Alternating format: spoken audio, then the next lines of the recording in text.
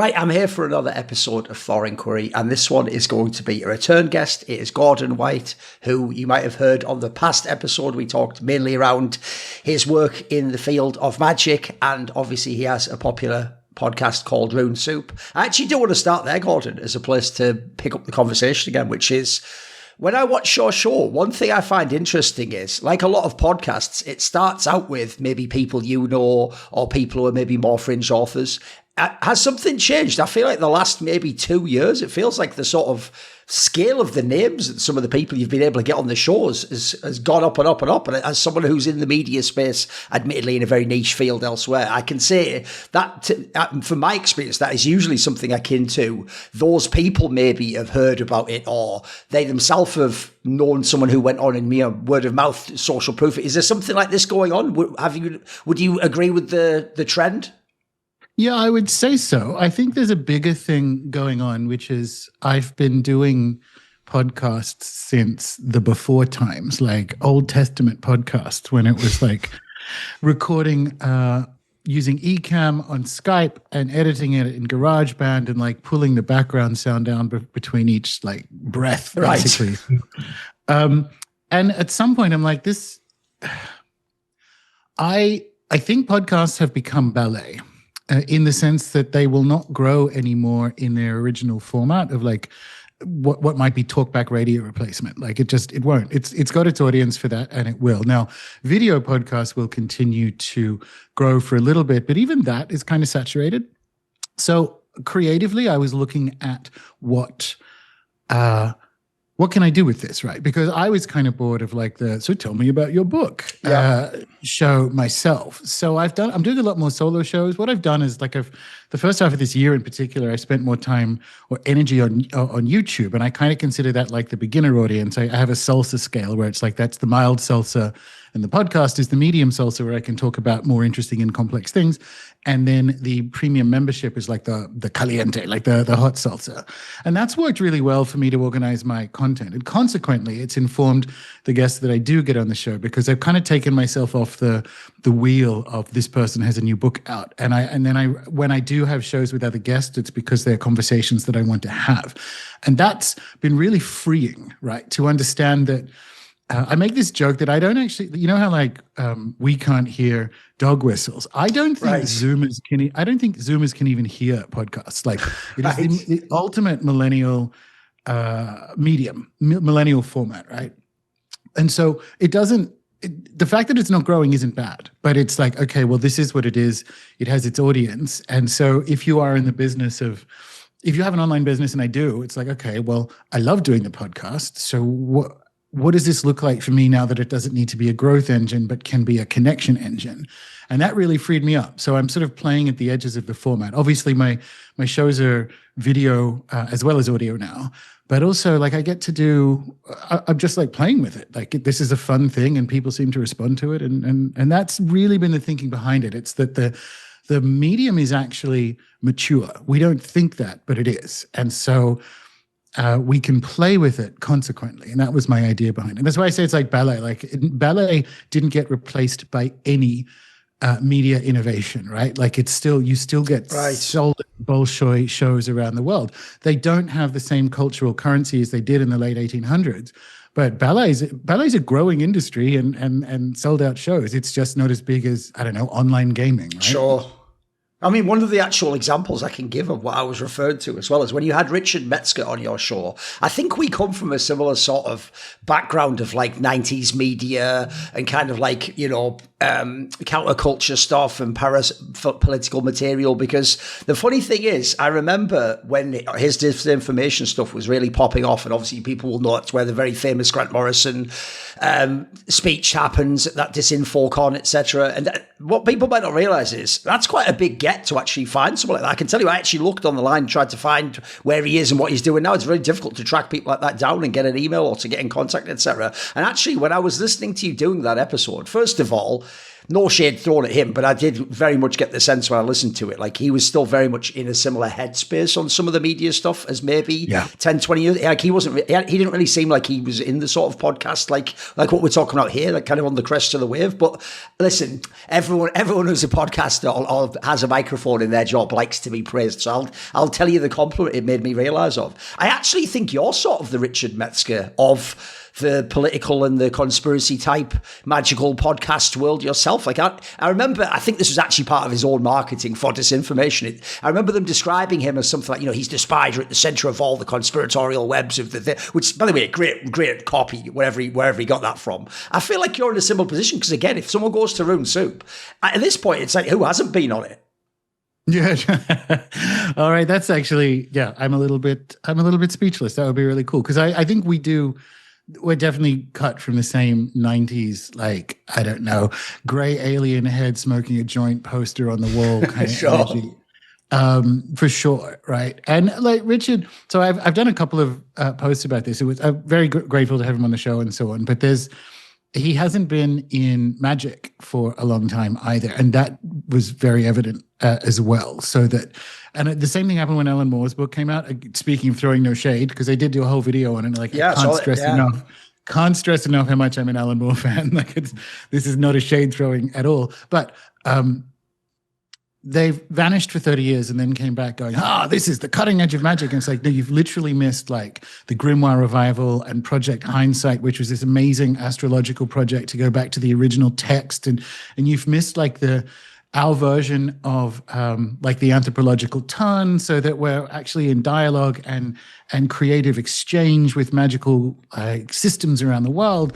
And they're still doing like reality tunnels and Leary's 8-circuit model. Right. And it's fine to have gone away, but you can't come flouncing back in this brash sense of like, this is the cutting edge. And like, it isn't. And so that really surprised me. And so I sat with that, and I did the same thing with Alan, because Alan's magic book is just not very good. Like, I don't know what else to say. Like, he doesn't have a very good model of magic. And the thing is, he used to, because in that video that I'm referencing, where I actually critique his takes on chaos magic in the bumper book of Moon and Serpent, which came out earlier this year or late last year. But if you go back to his Fossil Angels essay from like 2004. Oh, it's amazing, isn't it? Yeah. That's like, he got still worse. Good today. That's really good. Yeah, absolutely. By the way, I actually, funnily enough, did want to talk about Alan Moore because I heard that video you did. And funnily enough, don't worry, that is the tone that came off in the video. Because I have to say, I wouldn't even just say I was a fan, mate. I was an enormous aficionado of Alan Moore. Like, I've read probably every comic he's ever written. He's one of those people where people like him and Christopher Hitchens, I think part of growing up was realising I didn't actually have my own opinions and perspectives. They just really convinced me that theirs were amazing on everything, and I had to sort of unpick over time. Like, actually, do I even think that? I mean, look, they made a brilliant case for it, but, maybe that's just something that sunk in when I was 20 and I read that book. But one of the things I did want to ask about was exactly that, which is when I think of Alan Moore, and obviously I'm just thinking of the best of Alan Moore. I'm thinking of the V Vendetta Alan Moore. By the way, when you talk about magic, I'm thinking of Promethea. Providence is probably the underrated Providence, one. I wanted to interrupt because I don't remember I said it on the video. Providence, everyone thinks like, Alan Moore has this series of comics on magic called Promethea. No, he doesn't. He has a series of comics on magic called Providence. That's where, and I spoke to Chris Knowles about this. Like, I got this opinion from him. Speaking of opinions that I just like enter into my head, he says this is what Alan Moore thinks about magic, and I read it because of that, and I'm like, and so Providence is magnificent. Like, so is Promethea, by the way. But like, yes. Anyway, just absolutely. Like he's actually written two really good things about magic, like Fossil Angels and Providence. Not that Promethea is bad, and then he comes out with this and. Yeah. Anyway. No. I mean, the reason I also cite Providence is one of his more recent works. So I'm trying to make the case that I'm not someone who's like, I was just good at the 80s or whatever. I'm not doing that. I see. Yeah. But what I would lead to is this. The part that is really jarring for me is this, Gordon, is when I think of Alan Moore in his own imaginal space, the worlds he's working with, how amazing he is at working with archetypal forces within worlds. Clearly, I mean, assuming we take him at his face value, he does have a lot of magical experiences and he's done all sorts of ceremonial traditions, etc. But then what's weird, I think the most jarring thing for me, I think a lot of people found this with celebrity in general, with all the COVID period, mate, is anytime he interacts with actual like nuts and bolts what's reality, it's so underwhelming, mate. Like, I'll give you an obvious example. I don't follow tons of the stuff in the Monday, like I don't follow the Comics Press, but I'll still see, you know, somehow in my feed, I'll see when an Alan Moore interview comes out. Mate, I could not believe the guy who wrote V for Vendetta was actually telling people, unironically, like, you must vote Labour in the last UK general election, or like the world is going to end and this is the election. And I'm just like, bro, this is like, you've done some like horseshoe theory where you've gone back to being like the ultimate turbo boomer. Like, what is this take? Like, how could the guy who's contacting, you know, demonic forces and higher entity, how could he then be like, we got to get Keir Starmer in? Can you explain this to me, Alan? Gordon, sorry. Yeah, I can, because it's the same thing that happened to Richard Metzger. So people of that, Alan's a bit older, but it's still like a Gen X cohort. They, in the 90s, the edgy thing to do was to be a Democrat. And that's just what it was. Like, the bad guys were always Republican or Tory. Oh, sure. It was always Richard Nixon type shit. Yeah, of course. Yeah, exactly. Yeah, so absolutely. Like, but it was more like Reaganite, Thatcherite. And so when you imprint on that, you think the bad guys are the red team or the blue team. Like, let's go with the American version. Right. You think that, because, yes, we could do either. We think the bad guys are the red team and the good guys are the blue team. But that's not actually what.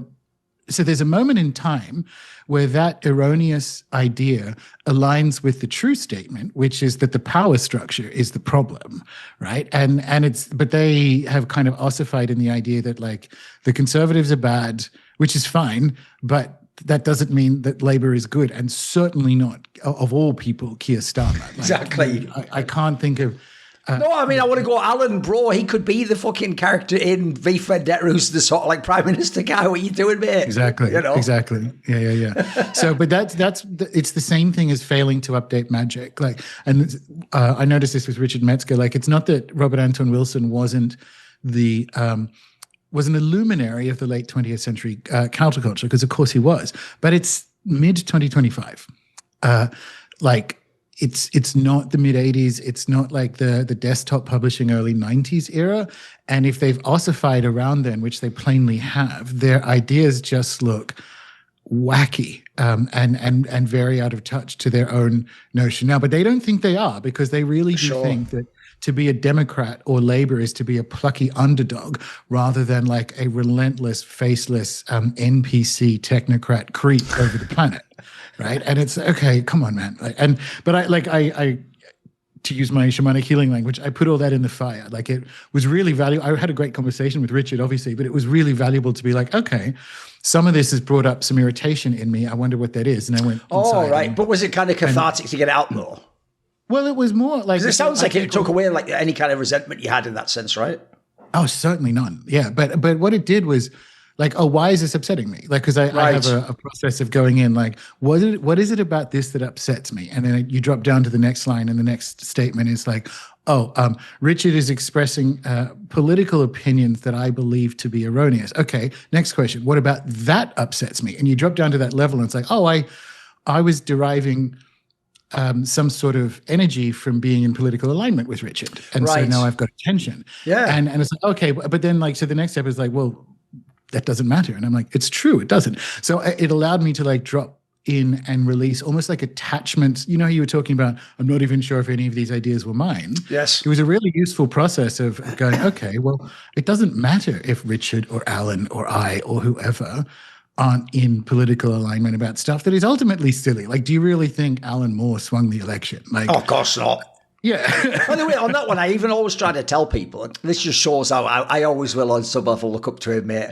If there's people I know who don't know much about his career, I'll tell them, like, you have to understand, mate, he's not even someone who really uses the internet. That's like some like lefty hippie mate of his has told him that stuff. And then he's going, oh, really? Bloody hell, that's what's going on the internet. And then he's just issued this sort of statement to the world. Pretty much. Which, by the way, you notice just, it's sort of the same behaviour I think people like Morrissey do as well, you know, like, they're not really like making some super insightful remark. They're just giving their usual pronouncement about what they see based on their inputs, I think. So I don't kind of take it that personally. In fact, one thing I could even tie this into is, that's another thing I feel like in the modern day, another way I hate the internet has become so cliquey and sort of like the American high school thing of like, are you in our gang, or are the mean girls going to get you? Is I don't find when you actually talk to people directly, like you're talking about having someone on an episode, that can maybe work when it's like you're speaking in public on social media, because I always think there's a performative element of doing that. You're speaking for your followers and their followers and the neutral crowd, and you're thinking about how you're being perceived. If you just talk directly to someone, I actually find you can sort of go back decades and have that thing of like, look, we actually have totally different worldviews and perspectives, but the difference is, whereas I might castigate someone who speaks or thinks or is aligned that way online, that's because I'm thinking of, an NPC idiot. Actually, maybe if you're a really interesting artistic person, maybe it might even interest me more that you think that particular thing that I'd never really considered or I think's anathema to me. What do you think?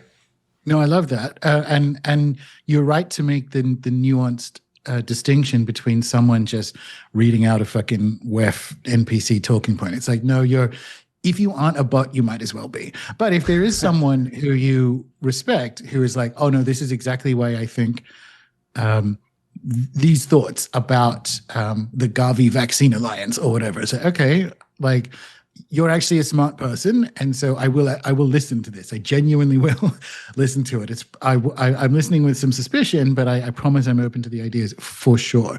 The Morrissey example is really good, actually, because I think people of that age, Morrissey's the perfect example because his takes, kind of like Sting, are in between song takes on stage, so that they're already like necessarily removed of context or detail, and they're just like saying a slogan and then on to the next song. And I think that's definitely a generational thing for people who haven't, for better and for worse, been deep into the internet. And that's the thing about Alan, right? Like, if Alan Moore was good at external reality, he would not be good at internal reality, which is what we love him for. So that's what he's agoraphobic. He doesn't dress very well. That's like a feature on a blog, right? I get it. Yeah, his political takes are from like the Thatcher era. Of course they are, because that's not where Alan brings his attention. His attention is in the imaginal, and you can't. It's rare to have someone who does both. And so it's like, yeah, of course Alan's not good at that. Like, why? He's good at the other stuff. He's good at the inside, not the outside. Yes. By the way, along similar lines, I actually have a similar question, since I know you're an aficionado of Grant Morrison's work. By the way, I actually think that podcast you did, you'll have to remind me who it's with, where it was a swap cast with another podcaster, where it was like, essentially you were almost talking about COVID, but laundering your opinions through the invisibles, which I actually thought was masterfully done, since it was the time where talking about COVID got everyone wrecked. Do you remember the podcast I'm referring to? Yeah, I do, but I still spoke openly about that nonsense. You did as well, but I'll just say, I do think if someone enjoyed the Invisibles, they would really enjoy how you sort of blended that perspective, like the idea of the outer church with what was going on, because it actually did have that kind of a vibe. Well, it comes back to what we were saying before about like the Gen X cohort has not been able to recognize the distinction between the form of tyranny in the 80s and the form of tyranny now. And that's why you can say blue team, red team, like genuinely structurally, it doesn't make a difference. Certainly not to the Invisibles when you realize what those goals are. So, yeah. Because along those lines, listen, one of the things about me as a person is, even though in my actual own field, where I'm a journalist and I actually do kind of expose people who are scumbags and liars, in fact, liar, probably the number one type of person that's my enemy, I can also, when I'm not in my own sort of environment where I get the lay of the land and I've sort of got it almost programmed into the muscle memory, I can be quite naive. So another person I was kind of shocked by was Grant Morrison, because, bro, if there was ever someone who was the eternal punk, the guy who'd never bow before authority, who'd always be, it's that Scottish thing like, fuck y'all, the idea of that guy's accepting MBEs after all the stuff he did about the Queen, like the Invisibles and the idea of the royal family. And bro, as far as I can tell, I actually believed he was into all that conspiracy stuff. Remember, part of the genius of his kind of spiel was, I'm kind of an alien messiah. I've been and talked to the seventh dimensional entities, and here's what they want me to tell you. To then turn around and be like, actually, yeah, we'll have one of those MBEs. Oh, can I have my sort of best of greatest hits album? Like, what, do you get what I mean? It's just something a bit jarring about that transition for me. I know exactly what you mean. It's funny, so I have this thought. Let me see what you think of this. Magic in the 90s was safe because it wasn't real, because it was just like what Grant Morrison was talking about at the DisinfoCon about sigils and so on. You have to understand that that was a counterculture inside a culture of like really bland Portlandia era, end of history materialism, where actually American capitalism had plainly won reality, and it would just kind of benignly grow and creep over an ever more boring consumer world, right? That's the intro to Portlandia. Remember the 90s. Yeah. That's the era that these guys think magic came from, which means they kind of think magic isn't real. They think it's like a quirk or a trick. And so it's safe. And Grant Morrison, and again, once more, not throwing shade, because The Invisibles was and remains iconic, right? Absolutely, yeah. To go to India and Nepal and take mushrooms and have an experience in your, whatever that was, late 20s, early 30s. This is I'm in South America right now and I'm training with shamans and so on. So I get it. But like, it was of a moment and a vibe that doesn't necessarily translate into, like, it was a safe thing to kind of say, I'm like not that you said exactly this, but like I'm an alien messiah. It was a safe thing to say in the 90s because it wasn't real, because none of it was real. Sure. The trouble is reality has kind of shifted. So I'm not super surprised. I remember a friend of mine, I best manned my best friend's wedding in Scotland, and his wife at the time, they're no longer together. The family had a holiday house on the Isle of Arran, which the bridal party went to for a few days beforehand. And so as we're driving out of Glasgow, we sort of not go past his house like a creep, but like, oh, Grant Morrison lives over there. And I'm like, oh, it's a very nice house you have. Oh, does he have a ball of place? Right. Yeah. And it's like, okay, cool. It's really funny when you look at the Scottish radical creative energy and you think, somehow J.K. Rowling kept it. Not even sure, I guess, yeah. And like Grant Morrison of The Invisible, so like the boy wizard lady kept it, and the Invisibles guy didn't. It's very interesting. I mean, she was richer than the Queen at a point there or something, I forget. So there's less at stake for her, perhaps. Sure. But yeah, I do think about that, and I don't have any personal energy towards either of them for not being in alignment with what I think are the philosophical, ideological positions that better match this moment. It's more that I view them as a cohort of like, oh, I guess, who knows, that maybe that'll happen to us, Duncan.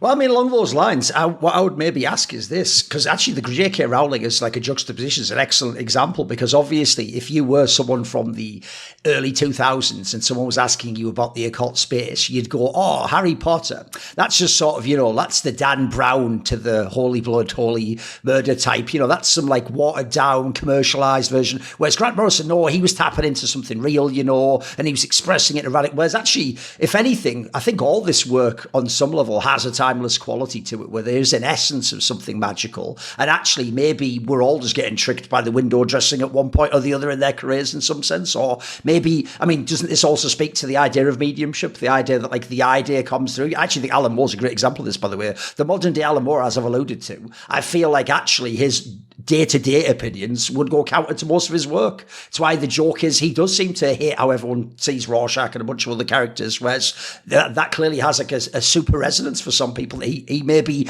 didn't even understand when it was coming through him. Absolutely that. So I don't think you can have a useful conception of the imaginal if you don't give it agency, right? So I think other examples would be Tolkien, of course, because he was very conservative and lifelong church-going Catholic and so on. And it's not that isn't in Middle Earth, but that there is so much more in Middle Earth, and that the story is hyper real, and that's why he would be so resistant to things like allegory and so on. The story is so multidimensional that it can't fit a single moment in time, and any of the good stuff works like that. And it's a really good example, like Alan Moore decrying Rorschach and whining about, I don't know, that was in whining about QAnon and it's crazy, isn't it? And he's also, by the way, about 5 to 10 years behind on that as well, mate. Yeah, exactly. Yeah, but But if you look at, and it's so funny because this is why I think Providence is the win. It's like the story of Providence is the story of an imaginal invasion or an invasion from the imaginal, so that entities from the imaginal are transforming the waking. And that's his take on Providence. And I think that's always happening. And that's certainly happening now. And it's like, that's happening. He could see that, but he can't see that he saw it. And I think that's the case for a lot of them. When it comes to J.K. Rowling, something maybe like 6 or 7 years ago, before he went like proper crazy, that Jordan Peterson said about when he was back in the like Pinocchio metaphor. Oh, sure. The best period. Metaphor. Yeah. Because he was explaining, this is the Richard and the Queen thing. He said, this woman, this single mother on a benefit, wrote a story about Jung, right? So about these archetypes. And that made her richer than the Queen. And it's just like, there is an imaginal kingdom, like fairyland, fairy for... I mean, you could argue that alone has to be a magical act. I mean, you just say it like a sentence, well, that's true. It's not so much a magical act, like she didn't intentionally do that. Right. That's his point. His point was she tangled with eternal transformative archetypes in a fairy tale context, right, and became richer than the Queen. Like she had a fairy tale outcome. She has castles and shit. Yeah. Right? Like, so that was his point, and I think that's well made. It's a very Jungian point, obviously, but we can use the same thing when it comes to these profound prophets or conduits of the imaginal. So there's one of the classic terms for a shaman is the hollow bone. So there's invocations we use like, God make me a hollow bone. And what that means is that you are just that. You are just the conduit through which this stuff comes. And it's humbling because it's not, you aren't, and this is the trouble with Western magic, this sort of will, penisy, Nietzschean, it is my will to blah, blah, blah. Right. Like, no, hollow bone, right? Whoever gets out of their way the best wins. And I think in many respects, these guys did that. And it's why you can look at them and go, you're just a hollow bone. Like, it doesn't matter to me. Right. The hollow bone's political takes don't matter as much as the fact that it drew down from this luminous, eternal, imaginal realm. No, by the way, I think you're actually touching on something quite key here. In fact, actually, I'll draw a quick parallel. If anyone just happens to have listened to the first episode we did of this, which was, funnily enough, something like 7 or 8 years ago, it was a long time ago, I think I asked a lot of questions in that interview that were essentially akin to, but is this the thing that's really real, Gordon? Is this real? But how real is this? And then your sort of take back then was the sort of sage thing of like, but really what the question is, what is real? Which actually sounds like a get out at the time. But I would just say that is the real process of initiation. It's constantly going, but is this the real thing? And then finding out, no, the whole purpose is there isn't really like real in that sense. That was a weird conception. You were almost fed into your mind. That almost prevents you actually engaging. And so in this particular case, when it comes to people who are potentially acting as vessels for some higher ideas, some external ideas, just imaginary ideas. I do think the number one problem people run into, in the same way as they ask, is magic real or not what is the effect and how does it, how can I cause this, which is more valid. They will also look at people and they go, right, before I actually see if any of what they say is interesting or has an effect on me, is this person essentially perfect? Are they politically what I'd like them to be? Are they, personally what I'd like them to be? They might even be demographically what I want them to be. Whereas I actually do feel like that's almost the blind spot, because to me, it's like the old Bruce Lee thing of when someone points to the moon, you don't look at the finger, you look at the moon. This is more like someone going, look how dirty the fingernails are there though, and you're missing the moon as a result. So I get what you mean, because I feel like that is one of the biggest things. Put it this way, I had a point about this I'll get to in a minute, but it's the thing that always shocks me about all the Thelemites is I remember I'm coming from a world where I'm thinking of Aleister Crowley's the ultimate punk too. So I'm thinking, fuck, if he's got his own movement, that must be the most rock and roll shit ever. No, it's actually, the joke is, it's more strict than the original Golden Dawn as far as I can tell. Like, they literally treat every word he wrote as if God himself sent it down from Mount Sinai, and that you're allowed very little experimentation beyond certain bounds. Like, absolutely, the mildest political disagreement in that sphere will get you cancelled, even though you'd think of all the people that should be beyond that, but they're not. So it does feel like ego, or, I mean, when you were describing it there, I would say the difference is it sounds like a lot of people in the West want it to be bottom up, like it's me doing this, whereas it feels like, I get the sense actually what you're describing, it's the other way around. You become something that calls down. You're like the lightning rod that calls down the lightning, as it were, but you aren't the lightning. So is there something there you can pick out? Yeah, definitely. So the Thelemite thing, they're still cancelling each other like it's the Hillary Clinton era. They're really left wing, which is incredible, Gordon, because I don't know if they're aware, but Alice Crowley would be pretty right wing if you took a lot of his opinions from yesteryear, you know. All the people who carried fire from Crowley to now were all ultra libertarian. Like James Wasserman still is. Like some of them did tip into like a very pro-Trump camp, but it is generally an ultra libertarian, gun owning, like literally do what thou wilt kind of energy. And now it's become like you have to support Kamala Harris on Instagram. Which is such a bizarre take it at all. Yeah, or you're out of the camp. And it's like, okay.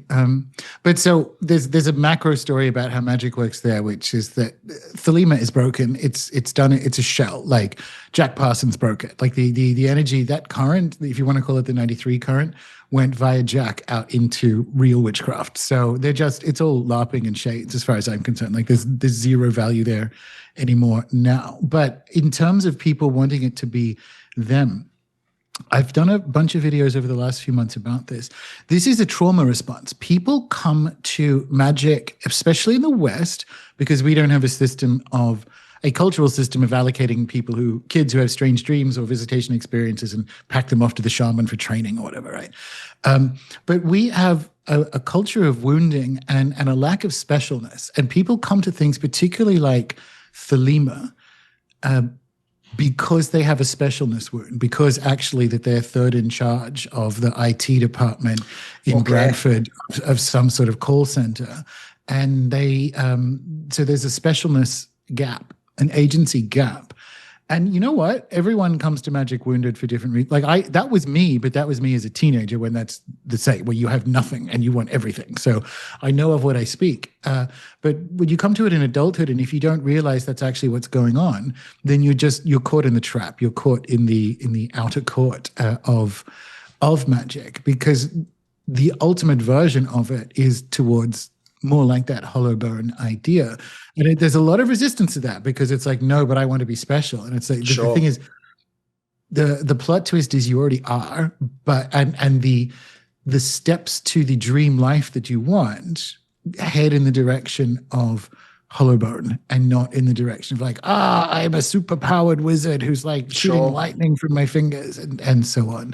You can get stuck in that. And a lot of people in Thelema in particular, but just generally magical practice does. It's like a postponed adolescent wounding, getting daddy or mummy's attention or approval decades later.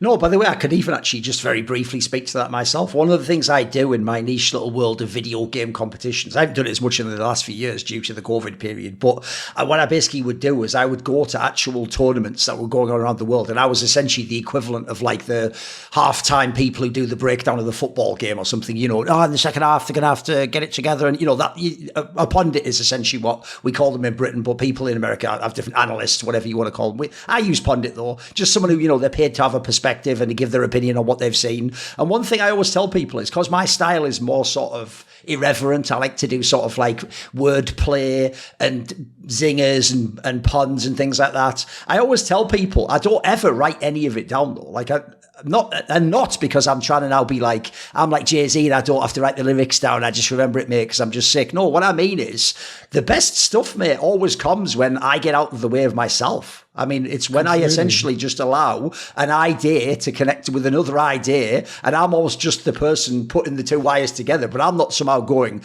now by forging these two wires, I decide. No, I don't even know what's going to come out half the time. It's actually the main problem with stream of consciousness comedy. Yeah, by the way, what I might think, as I'm saying it sounds funny, might end up being the shittest joke ever that might just completely clang. Everyone will sort of look around at their feet awkwardly. Thankfully, this very rarely happens. But you have to just sort of go with it, mate. Like I genuinely do say to people, it's almost like I'm not the one making the jokes if I do a good enough job. If anything, if I actually get halfway in between the joke as I'm thinking it, that's fucking hilarious. Then what if I do this? That might just come out like 70% as good. The best ones are the ones where it just comes out. Absolutely. That's how any kind of inspiration works, because it's coming from this same realm, this realm of fairy, this realm of imaginal. There's that famous Michael Jackson line about having to get up. They got up in the middle of the night to start writing a song. And I was like, well, why are you doing this? He said, because if I don't write it down, I'll give it to Prince. Yes, that's a good one.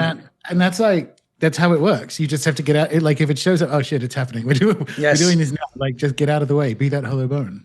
By the way, along those lines, again, I won't make any presumptions to know what pop culture you do and don't see, but I'll tell you an example of someone I've been thinking of doing a little side channel video on this topic. It would actually be about Noel Gallagher, believe it or not. I don't know if you're aware of this, but if you listen to ever Noel Gallagher talk, right, he does that thing where on the one hand, he does just sound like some Mancunian guy who's on the door who took loads of drugs and really loves rock music and, you know, wants to be really cool, wear sunglasses indoors all day. But he always gives away a little hint, right, within that. There is some of that is bravado. You come from the council estate, you know, you can't quite let your guard down. So what you'll find if you ever listen to his interviews is whenever he talks about his creative process, though, there is sort of a reflective element going on that's really interesting. And one thing I can tell you is he literally does subscribe to what you've just mentioned. He says that him and Johnny Marr of the Smiths believe basically that the ideas for songs don't come from them. It's like, look, they don't have all this terminology we do of the imaginal realm, and they obviously don't know anything about the occult, I assume. They just see it as, I mean, I guess they'd be on some sort of Jungian collective unconscious. They think it's like fishing, and what you do is you just sort of put your rod out there, you sit in your boat, you know, doing whatever. In their case, you obviously have to keep sharp with your instrument or whatever. And the idea is, as long as you put your rod out each day, you might catch the song. But the joke they make with each other is they will say, apparently to like Bono from U2, like, no, I could have had that one, but you got to it before me. They sort of see it that way. By the way, that's actually kind of fucking, if people listen to what they're saying, it's kind of mind-blowing for people who are mainstream musicians, mate. But it sounds like there's a lot more artistic people maybe subscribe to that model than people realise. I think the good ones do, because that's essentially the ancient Greek model, right? Like that, this is what the muses are, and you have to. A fishing rod's a really good example, or a net, or opening your sails each day and waiting for the wind. Right. That's the job. And even if they don't have this language for it, although they would nod along, it's just that my version of it has been good at describing it rather than singing songs, right? But you only need to, and I have over the years had friends who are musicians, you only need to see 3 or 4 instances of other performers playing your exact fucking song to be like, that's weird. Like they didn't steal it from me, because that was just me in my garage. Right. So it's not like they like stole it, but they are literally playing the exact same song. And authors have the same thing when novels come out, which is like, what the hell? That's even my characters' names. Like, right. What the hell is going on? Yeah, of course it is, because Hollow Bone, like that's the model. Oh, yeah, one thing you were addressing earlier when you tied it also to yourself, I think another thing you're touching on there, because I hadn't really thought of it from this perspective. You're right. I should actually myself have retraced my own steps and thought, well, when I encountered these ideas in the 90s, who was I and how did I come about them? Well, as I pointed out with the fact that a lot of it came from the counterculture, which sadly the 90s counterculture was just in the same way as the drugs and the music was sort of a rerun of the 60s. It was kind of like the light version of the 60s for counterculture stuff, where we're like, yeah, we are the counterculture. But a lot of it, like you're saying, a lot of it was essentially, I notice, nerds. Like a lot of us were nerds. We were people into comics or D&D or Warhammer or X-Files. Come on. Oh, yeah, absolutely. X-Files, sure. Or whether people who might have been goths as well, you know, these sorts of things. But as you say, a lot of it was more window dressing than like a distinct like movement. It was just sort of a phase people were in their life, and in doing so they'd discover these magical aspects. They'd be involved with the bands they're in. They'd be the underlying to a lot of this stuff. It does seem like some of that's built into it, because then as a result I feel like when people become adults and they get rid of some of that stuff, maybe the magic just goes along with it, because I'm always shocked by that. That's another thing. To throw another name in, I've done all the name drops of the famous people so far. I'll give you another example. When I was in the 90s or the 2000s, another person I thought was like on the cutting edge was someone like Genesis P. Orridge. It's like, holy fuck, I can see why Burroughs fucks with him. You know, he's a really out there guy. It feels like the last 15 years of him was just like a remix. He just kept doing the same sort of a slightly different version of the same thing. And I kept thinking like, but if you're having all these magical experiences, where's the new stuff? Like, what's the expansion of what you're doing? Where does it go to? It seems that you've sort of hit a vein that you liked, and you've just sort of stuck with. You're like the Ramones. You did 50 albums of the same track, if you know what I mean. Which, listen, if you love that track, I always say it. I love the Ramones, but there's a reason why they wrote apparently every song on one guitar string. You know, it's kind of the same thing. Yeah, Jen is an interesting example, because they're like, they stayed a hollow bone for like the same message. I see what you mean, and it is so. There's, I don't know. I think about that when the final, let's call it the Genesis current, which also includes Burroughs and Cut Up and so on, kind of stuck with Cut Up, like and it was revolutionary to take it through like 80s and 90s Oh, for sure, yeah. Alternative culture. And like Jen definitely lit that up. They were kicked out of Britain and all kinds of cool shit, right? So, but the world does actually change. And I think about it on Anton LaVey said this in, I think, The Satanic Witch, which was like the goal of a Satanist is to essentially build a hermetic version of their dream life and live in it, which I felt was horrifying, right? Like, because he liked automata and oh, right, I see. Right, so he actually so he wanted he had a dark vision of it, right? He had like a 1950s den with like newspapers and shit in his house that was just like stuck in the 1950s. Okay. That's like a nightmare for me. Wow. But if you look at, this isn't judgment, like Jen sure. the way they lived, but I know what you mean. Like I don't know, maybe people just get their moments and so on. But I also think, coming back to when I was in the UK and I was working for BBC Mags in Bristol, I was chatting to some of the owners of some of the other magazines, and they were saying in the 90s you had to be mentally retarded not to make money in magazines. It was impossible not to. That's why there were so many so-called lads mags and so on. But I always tell people they were the internet before the internet. I used to read every bloody PC gaming magazine and music and Warhammer, everything, of course. You could get out £100,000 loan and you could start a magazine on a niche topic, so a lads mag or a PC mag or whatever. Yeah. And what you would do is you would plastic bag it for two, which costs about £40,000. Plastic bag your magazine inside other similar magazines to go out to their subs for two things. That costs about £40,000. At that point, enough people would have subbed for you to, your magazine has begun. That's what I was talking to people who had like 7 or 8 like knitting and sewing magazines. And it's because they just rinsed and repeated that process and got rich by doing it. Now, the same thing, and this is still not shade throwing, the 90s was the peak of paper culture, so that you could have Neil Gaiman and Alan Moore and Grant Morrison and all these people making pretty good bank off comics, where now they make like £1,100 each time they do it, right? But also magazines, desktop publishing, and even any kind of like independent or music media. This was the peak of paid media. So it lifted more boats than people realize, boats that wouldn't necessarily lift today in a interest-based media culture, which is what a For You page is about. It's not about followings, it's about interest. Yes. And I think about like because I don't love Temple of Psychic Youth, to be honest. I don't like that sound very much. I've listened to it and I can appreciate it. It's just not for me.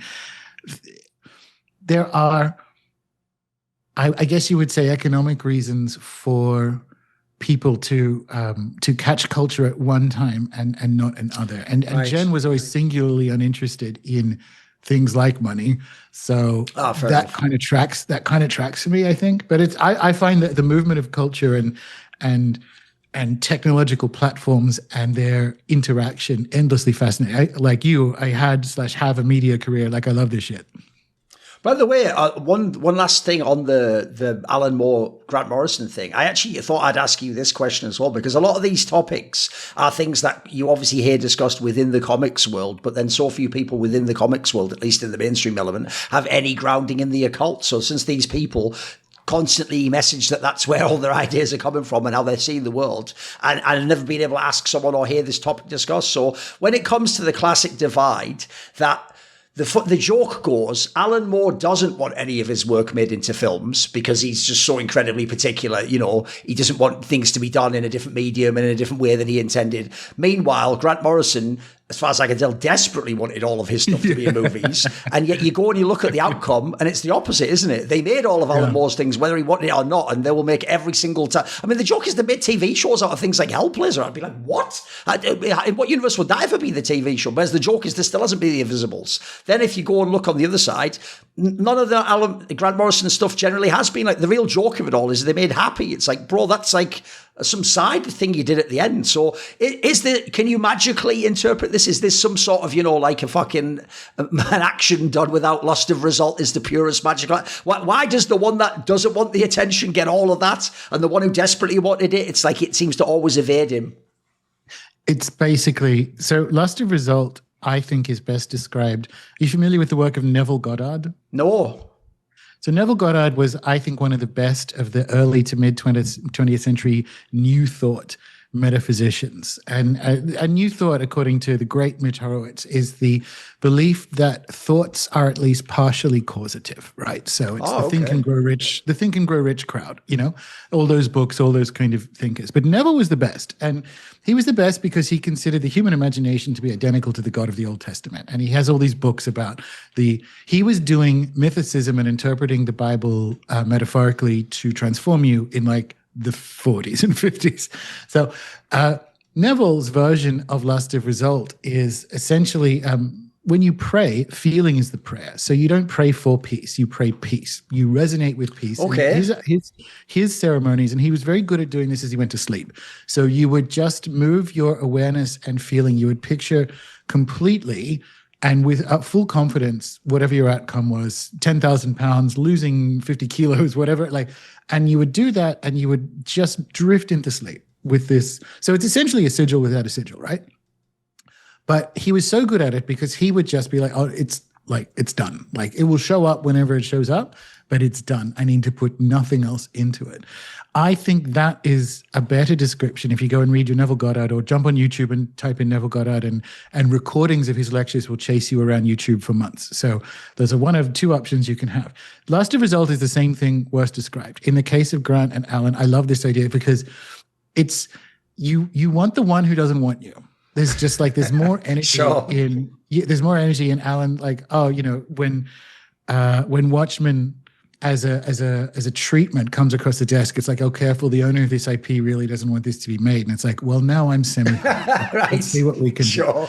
Whereas, Grant's like tapping on the window, hey, what about this? And it's like, I tell you what, we'll steal your intellectual property, we'll make the Matrix, and give you nothing. By the way, that's the energy. That's even one of those ones where I have to say, I actually think both of them are right on that from reading a lot of their interviews over the years. I remember when Alan Moore famously made that line where I think it's when DC was doing the Brightest Day stuff where they took one of his stories and they basically made it into a whole event or whatever. And I remember him doing an interview where a lot of people in the comics industry, unsurprisingly, got all their backs up because he was just saying something like, oh, it's like having an old lover who's just hunting around your old dustbins for your old material to use. Haven't they got any ideas of their own? And I remember thinking oh, come on, that's a bit of an overreach there, Alan. There's a lot of great comics. And then you go and look and it's actually they have used almost every single property he ever touched in any way in some sense on the screen. They sort of have done that. But similarly, I would actually say on the side of Grant Morrison, you're right. I also used to think that he also was exaggerating with the whole thing on the Matrix. It's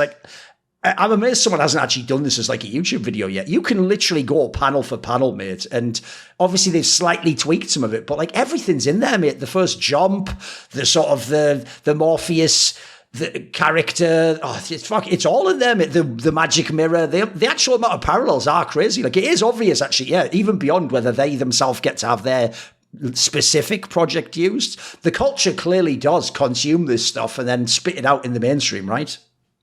Yeah. And the Matrix, just on the idea, if you consider coming back to the idea of a treatment and any of these projects you have as a statement, if you think about your one sentence idea for the Invisibles, it is a multi-dimensional anarchist group is fighting the Archons for freedom in reality. And that you can do the same one for the Matrix. Yeah. So Grant is correct. It's they actually, this is literally my idea. All the rest of it, the Columbine shooter black coats, and that is fine. That's just the 90s. But the idea is his. It is as simple as that. Sure. And he's right to be a little bit bitter about it. But by the same token, I hated the animated ones and so on, the tawdry anime versions. But history, I think, will be kind to the Matrix sequels, kinder than we were at the time. Do you know what's sad? I really flamed them really hard, mate, because I do remember sadly going to the cinema, and I always told the joke that after the third Matrix film, I was like, fuck, they tricked me into watching two movies that sucked because one movie was really good. You got me twice. But I have to say, I very recently, Gordon, went back and rewatched the second and the third one, and they are actually better than I thought, mate. They actually aren't that bad. Yeah. They have some, put it this way, there's something in there, whether you think it was, whether maybe the glass got a bit cloudy, but there's still something in there. They were still talking about some interesting ideas, certainly. So I do the same thing with Pirates of the Caribbean, where I say you give yourself a weekend. On the first night, you watch the first one. On the next night, you watch the next two. And in the case of Pirates, you watch the fourth one on the Sunday night. But you watch Matrix 2 and 3 on the one day or the one night. And then you're like, actually, because one of the problems is that it was the one story and separated by more than 12 months of theatrical release. But if you watch them back to back, you're like, all right, those two combined almost make a Matrix 1. And the thing, the point I was getting at was, I am personally, I'm sure Grant would disagree, but I am personally happier to have the Invisibles in book form and the Matrix, which is a different treatment, in cinema form, because actually the Wachowski siblings made my favorite movie ever, which is Cloud Atlas. Yeah, it's mega in it. Yeah, I think they're really good. Yes, and if the Invisibles ever gets made by Netflix or whatever the rumors are, it just won't be as good as the Wachowskis at the peak of their power doing Matrix. So I kind of like glass half full and go, well, I got the comics that Grant has, and I got the Wachowski siblings' admittedly stolen treatment of a very similar idea in the form of the Matrix trilogy, and then a hard stop there. And if we get a good Netflix or whatever series of the Invisibles in a couple of years, so be it. By the way, Cloud Atlas is actually what made me eventually go back and revisit the Matrix sequels, which I thought of as like some of those like fucking Star Wars films where it's like, I'll probably never watch this again, mate. This was just crap. Like, I don't really need to figure out if this was really crap. It was mildly crap. But what happened was, I remember watching Cloud Atlas and just thinking, there's no way the people who made this film are just hacks. Like, they must be something more. And I remember going back and like, because I do think that film is actually criminally slept on. Like, look, I've never read the book, so maybe people think the book, again, there's that classic divide between, but I'll just say, I do think as a film, listen, maybe it's more in the flawed gems category, but I think the scope of it is incredible. I think that Cloud Atlas is incredible. Yeah, like that is like an invisible, sprawling, fucking incredible. The idea you could put that in one film is amazing, mate. When that came out and I watched it, and admittedly at the time it was because I was in the UK when it came out, and it was like 3 out of 5 in The Guardian and whatever. Right. And this is a movie made by trans people, so that The Guardian's going to give it an extra. Oh, right. Okay. For that. Anyway, cynical. Okay. But I came out of it going like, everyone is on crack. That film is a masterpiece, and it's pretty much exactly how I think reality works. And I loved it. And even everyone's complaining about like, well, the masks look silly because you got this Asian girl trying to play. Come on, who gets caught on that? Who gets caught on that? But like, that's the fucking point, because the point is it's the same story again and again. They're supposed to, your masks are supposed to. Oh, actually, you know something, Gordon? That's actually, now you're getting to the point, because I have seen a few reviews. I think that's what people bounce off. I think what they bounce off, Gordon, is they don't get the concept. This is almost, put it this way, that film, surely, of all the films that people are talking about, Synchromysticism, I mean, that's full of it. That's an example of like archetypal force. But I think what people really thought, Gordon, was that each actor was supposed to be the same character in each scene, even though obviously that's obviously what's changing in some ways, right? Sometimes they're playing the different archetypal forces, aren't they? Well, it's the same story. Like, they give that beautiful line in the movie to Halle Berry, which is like, what are you reading? Old letters. Why? Just trying to see why we keep making the same mistakes. Like, and this idea of all boundaries being conventions. Like, of course, 2 trans women made this fucking film. Like, it's incredible. It's a masterpiece. And it's also how I see reality. Like, it's literally, you are in hyperdimensional communion with your ancestors and your descendants. And that it is from that reality that you draw the morality of your actions. Yes. Now, I've read the book. The book is excellent. The movie probably is better, to be honest. But they're both really, really good. The movie doesn't stray far from the story of the book at all. But what the movie does really well is it's just so magnificently cast you could cry. It's mega in it. Like, everyone in it is at the peak of their power and game, and it's perfect. Anyone who maybe saw it or skipped it thinking like, well, that sounds like crap, like, go and watch that film. Like, I assure you it's a 5-star film. Yeah. Especially, by the way, if you are someone who has this grounding in like counterculture, comics, magic, like if you go in with the right mindset, it's fucking incredible, isn't it? Like, you'll actually be shocked there wasn't more word of mouth about this, and it kind of got poo-pooed. Yeah, well, that's it makes it counterculture in that sense, And I actually like the Wachowskis for that they really do stick to their guns with the stuff that they want to make. And rarely in the last few I guess, years/decades, do they even bother to defend it? And so Peter Jackson does the same thing. Like, he just had to wait a few years for people to realize that, well, everyone kind of knew. I don't think people kind of worked out Lord of the Rings was maybe the greatest films ever made in the English language. That took about 15 years. Yeah, right? yeah. But when the Hobbit movies came out, I'm like, these are better than the book, because I low-key don't love the Hobbit book. It is a little bit boring, I will say. I mainly loved it when I was a kid, you know. Yeah. So, and as the abortion that is Rings of Power comes to its like horrific and ignominious close, people are looking back on the Hobbit films and going, you know, for what? sure, yeah. And Peter just sat there silently in his giant, north of Wellington palace with its own bag end and World War II planes, and like living his best life, saying nothing. And people are slowly coming around. Right. And I think the same thing happens with the Wachowski siblings. They're like, we're just going to sit back and people will eventually not so much recognize our genius, but eventually they'll work out, you know what? This shit is good. By the way, since you said you do actually see that as sort of how you model reality, let me ask you a little bit about that, because one thing I always do find fascinating, I have a perspective that it's actually why in music I've never really had like one genre I stuck to, because one day, I don't claim this is some unique insight, I think it's just something people all arrive at. One day I had the epiphany, like, but wait a minute, if this person I think is a really brilliant artist in, pick a random genre, thrash metal, if they'd been born in, pick a different time in history or a different place, maybe their instrument would be the violin or could be the piano or something. And wouldn't I sort of be open to listening to them just playing a different? And then essentially it made me realize what I want to do is I want to find people with that energy or that kind of perspective in all the genres. I don't really want to stick to one genre. So similarly, I notice every time you look into a different field of human thought and modeling of the mind and action, so you'll find just different descriptions for the same thing. So when you're talking there about sort of ancestral resonances throughout history,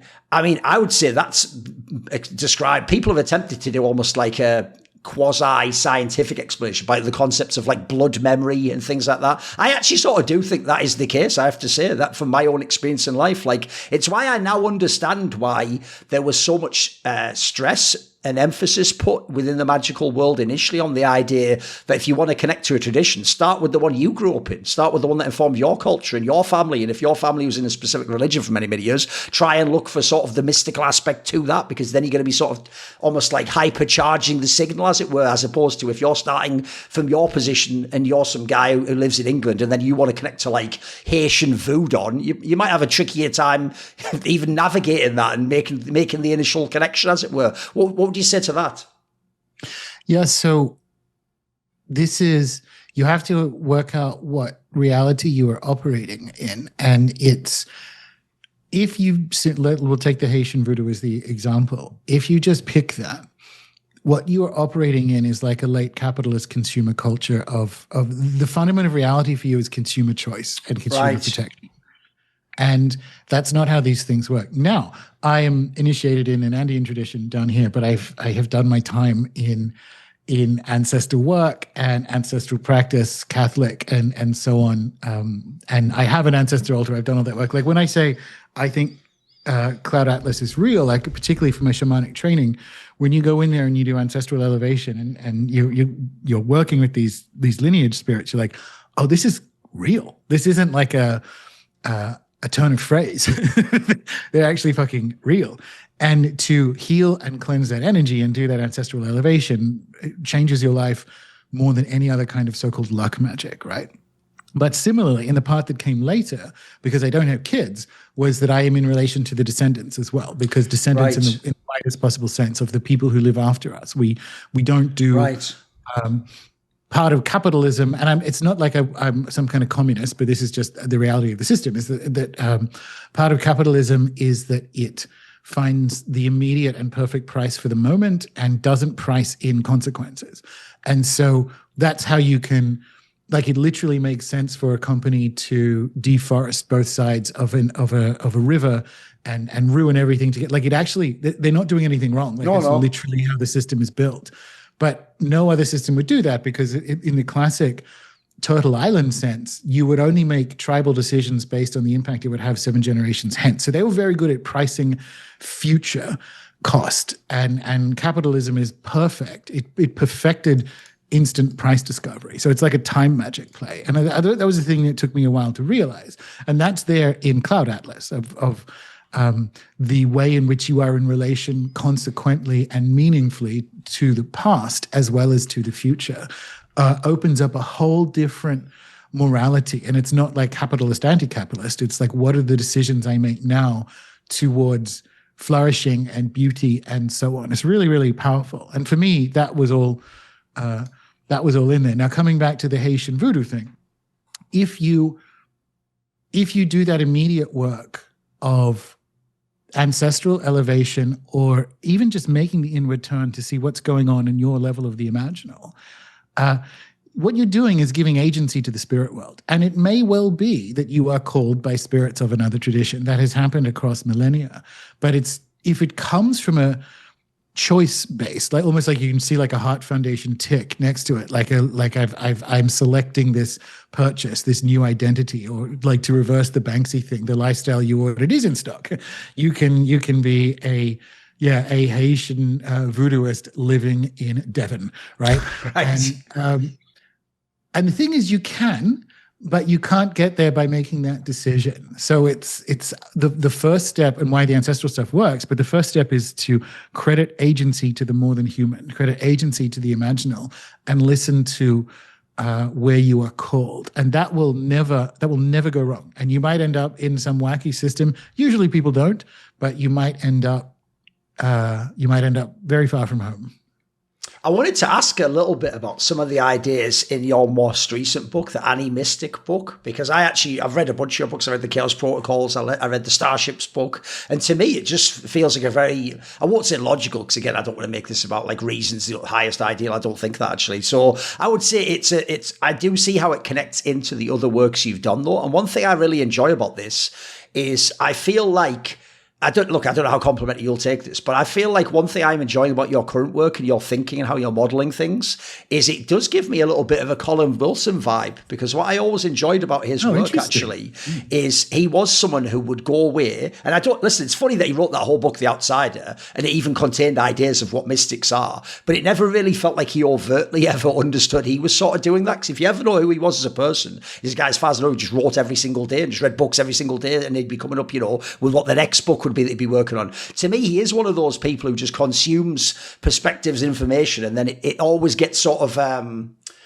it always gets infused with his worldview as it's changing. And that's essentially, I would say he does almost have like a biographical component to how he writes. And what I enjoyed about the way that you've written this is you're not just doing like dry anthropology or this is pure historicism. You're taking elements of those, but then I also feel like you're infusing it with certain imaginal ideas, some things that, put it this way, you're taking some things people would think are strictly real and provably real, and then you're taking your own subjective perspective and you're blending it together in some ways. So what would you say to that? So with Ani.Mystic, the point of the book is, then let me turn this into a question. If the point of the book is to bring the right kind of trouble to the idea that anthropology is, and that's Western magic, is monovalent. It's one voice describing reality from on high. Then you can't write a book that is monovalent describing how that's wrong from on high. Right. And so Animistic is a weaving of, and I reject subjective. Otherwise, I like what you said. Okay. Because the way the English language works is that we put subjective underneath, as in lesser than or a secondary reality, like just the imagination. Oh, I see what you mean. Yes. And that's reversed. Like it is preeminent. Okay. No, I agree. But that's actually kind of what I'm saying. I think most people want those topics naively to be neutral. Whereas I'll say again, in my own field, people always say, don't be biased. And I say, my job is to be a pundit. I should be as biased as possible. I should just make it really good, though, surely. Yeah. So in that case, the story of Animistic is encounters with like indigenous thought leaders and landscapes and jungles and plant spirits and so on around the world. Each one woven into a category of thinking with. So it's like place and time, and that was the only way. Like if I'm trying to do, which I think I low-key succeeded in a little bit, or at least moved the field a bit forward, is if I'm trying to write a almost like a post-anthropology magic, or something that's like, what does a rigorous magical exploration look like in the world that it's trying to describe? That's what I did with Ani.Mystic. I'm quite happy with it. It's like definitely my favorite of my books so far anyway. I have what is potentially one of the few controversial questions in this interview.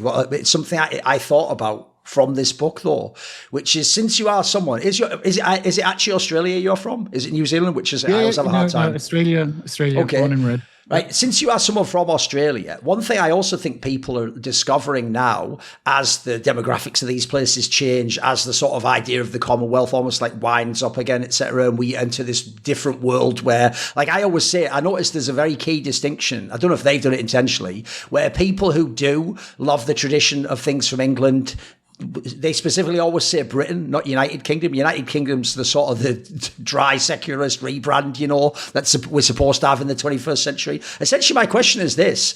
If we're taking the idea that like living beings also inform these environments, is the Anglosphere itself a sort of an imaginal magical realm? Does it have is it some sort of a place we visit when we think of how our culture spread around the world and the impact it's had? So what would you say to that? Because I only ever hear that aspect addressed on purely like it's colonialism, it's bad, blah, blah, blah, sort of a thing, No. So the imaginal landscape of the Anglosphere and English. So English, yes. Like I don't say Britain for that, I say England. Right. Is Middle Earth. There you go. That's what it is. So it's not, and why it's that, and it's because Tolkien said it was that, but also if you try to make it very quickly gets twee. If you try to make it like Britannia and maypoles and Robin Goodfellow, right, and all this stuff, it's twee 19th century LARPing. And also, if you get that wrong, it is a bit crypto nationalist. There's and it shouldn't be. But if you're asking, like, is there an imaginal spread out? Is there an imaginal upon which the sun does not set? Yes, as far as I can tell, and that's Middle Earth. It's genuinely that. Right. Like when I feel into what the dreaming of the English landscape, it's Middle Earth to me. That's what. I lived, like, I'm a dual citizen. My mother's English. Like it's. But I was born and raised in Australia, and then went to England when I was young for whatever that was, 8 years. Yeah, that's what it is to me. That's what it feels like when you get in there. Now you can if you find that first, and this is almost like doing the ancestral experience. Like you make an authentic inward turn first, and then what you find there is what you fuck with.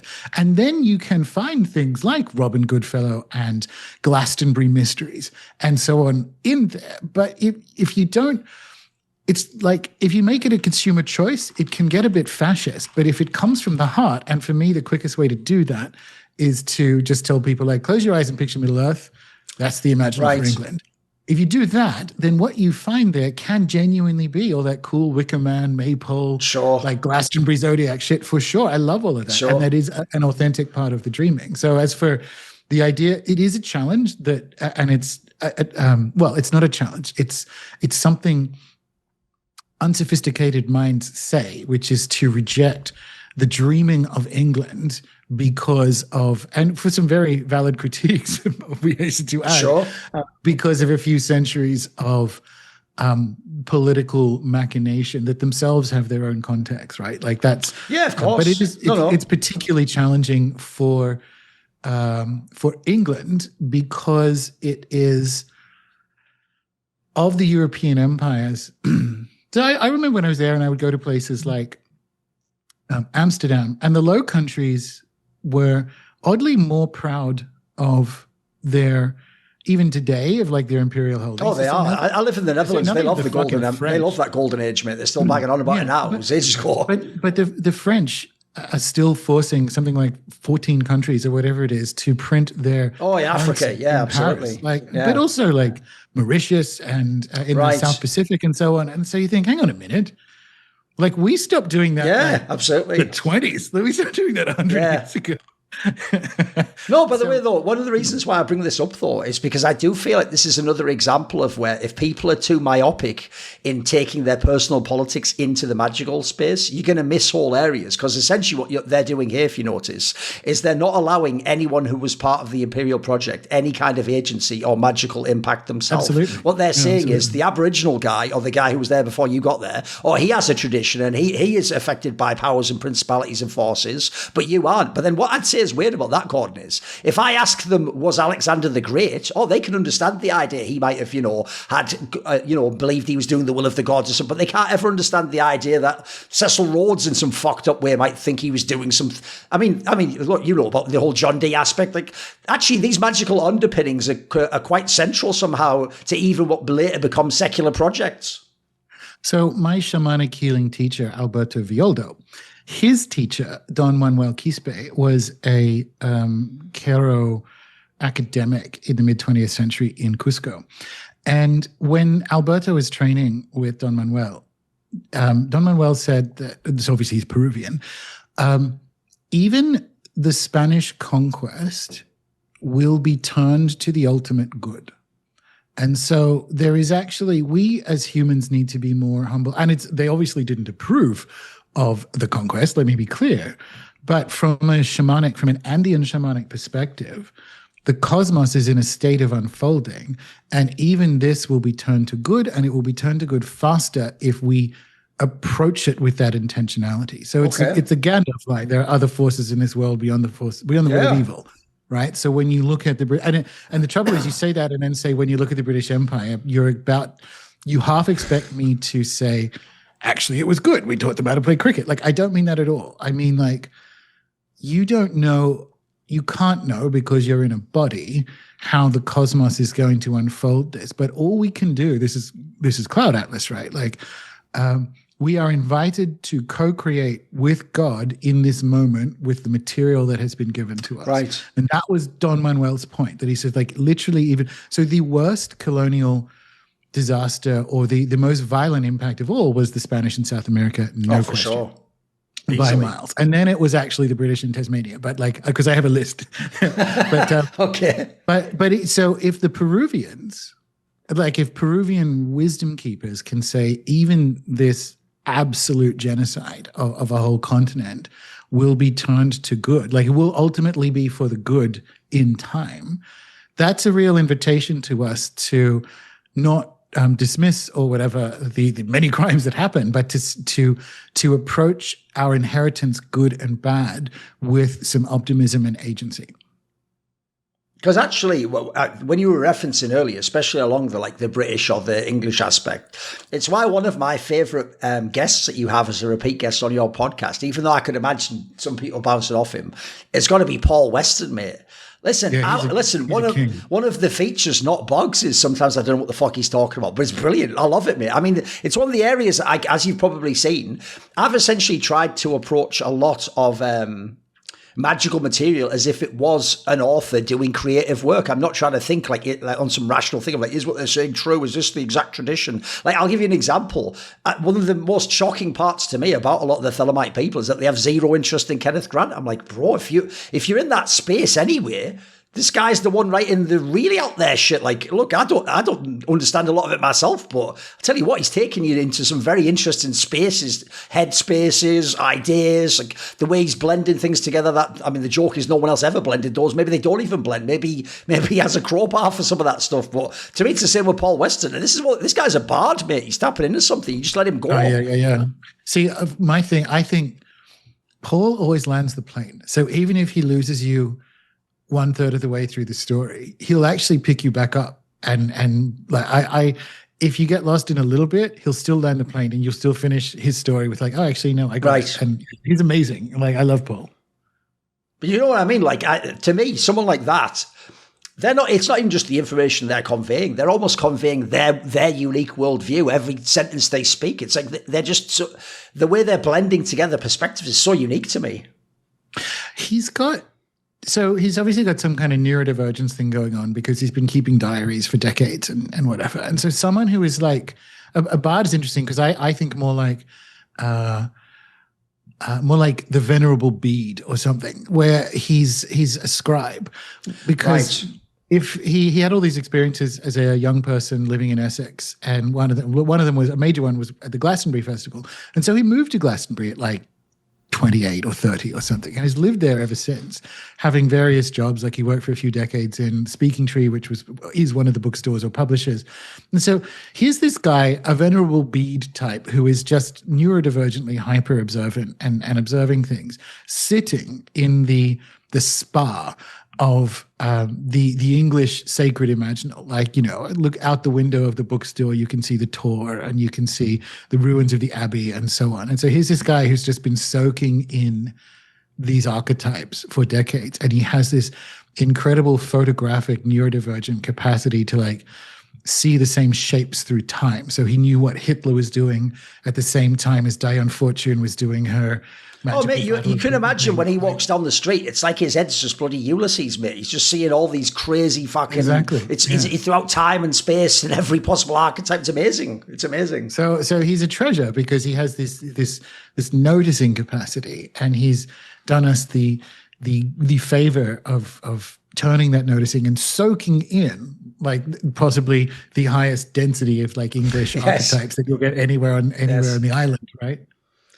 By the way, along those lines, I did want to actually ask now. I set it up earlier with the point about the invisibles, where it did actually, I think that is the best metaphor I've heard, that a lot of the COVID sort of techno totalitarian nanny state sort of stuff that was going on, a lot of it did have a feeling of that, like, I always loved the way in the Invisibles they made it that when the outer church like manifest in our like 4D reality, it would just make you bleed from the eyes, and you'd feel like a sickness and aversion just at like being in their presence, etc. It had that sort of like a creepy vibe to it, where on the one hand it was mundane, and it was just the guy from down your road was the one policing you now, or telling on you, or someone that before was just a beloved community figure was the one like, no, we must all do these things now, and we must all be part of this cult. And I know you remember this. You were one of the people I actually sent a message during COVID via like a Twitter DM, because I was kind of shocked that you were able to speak.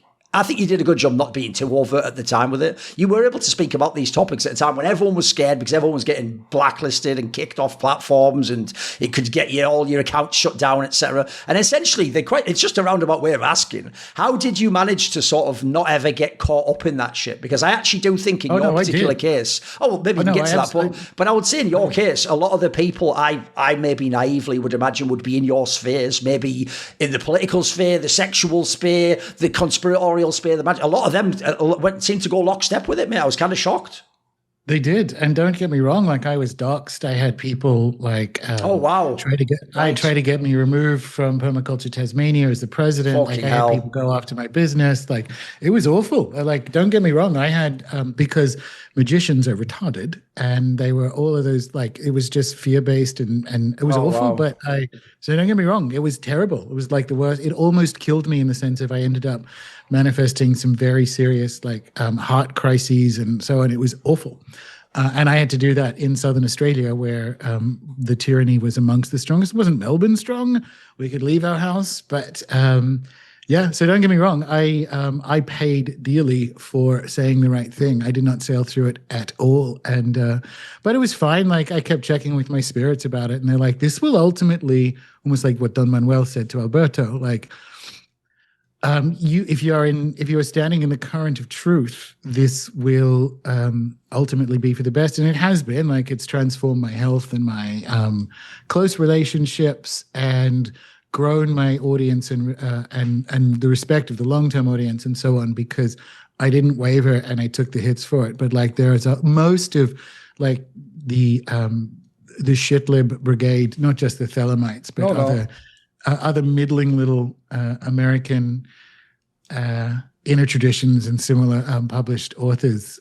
No, they very much came from me. And it was like, I was the lightning rod for shitlibbery in magic. And I kept checking, like, do I need to do anything about this? And they're like, no.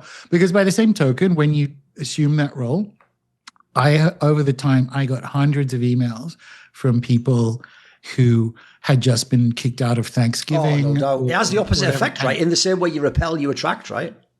And that's what happened. Like, people like, just thank you so much. I thought I was going fucking crazy. Thank you so much for flying this flag.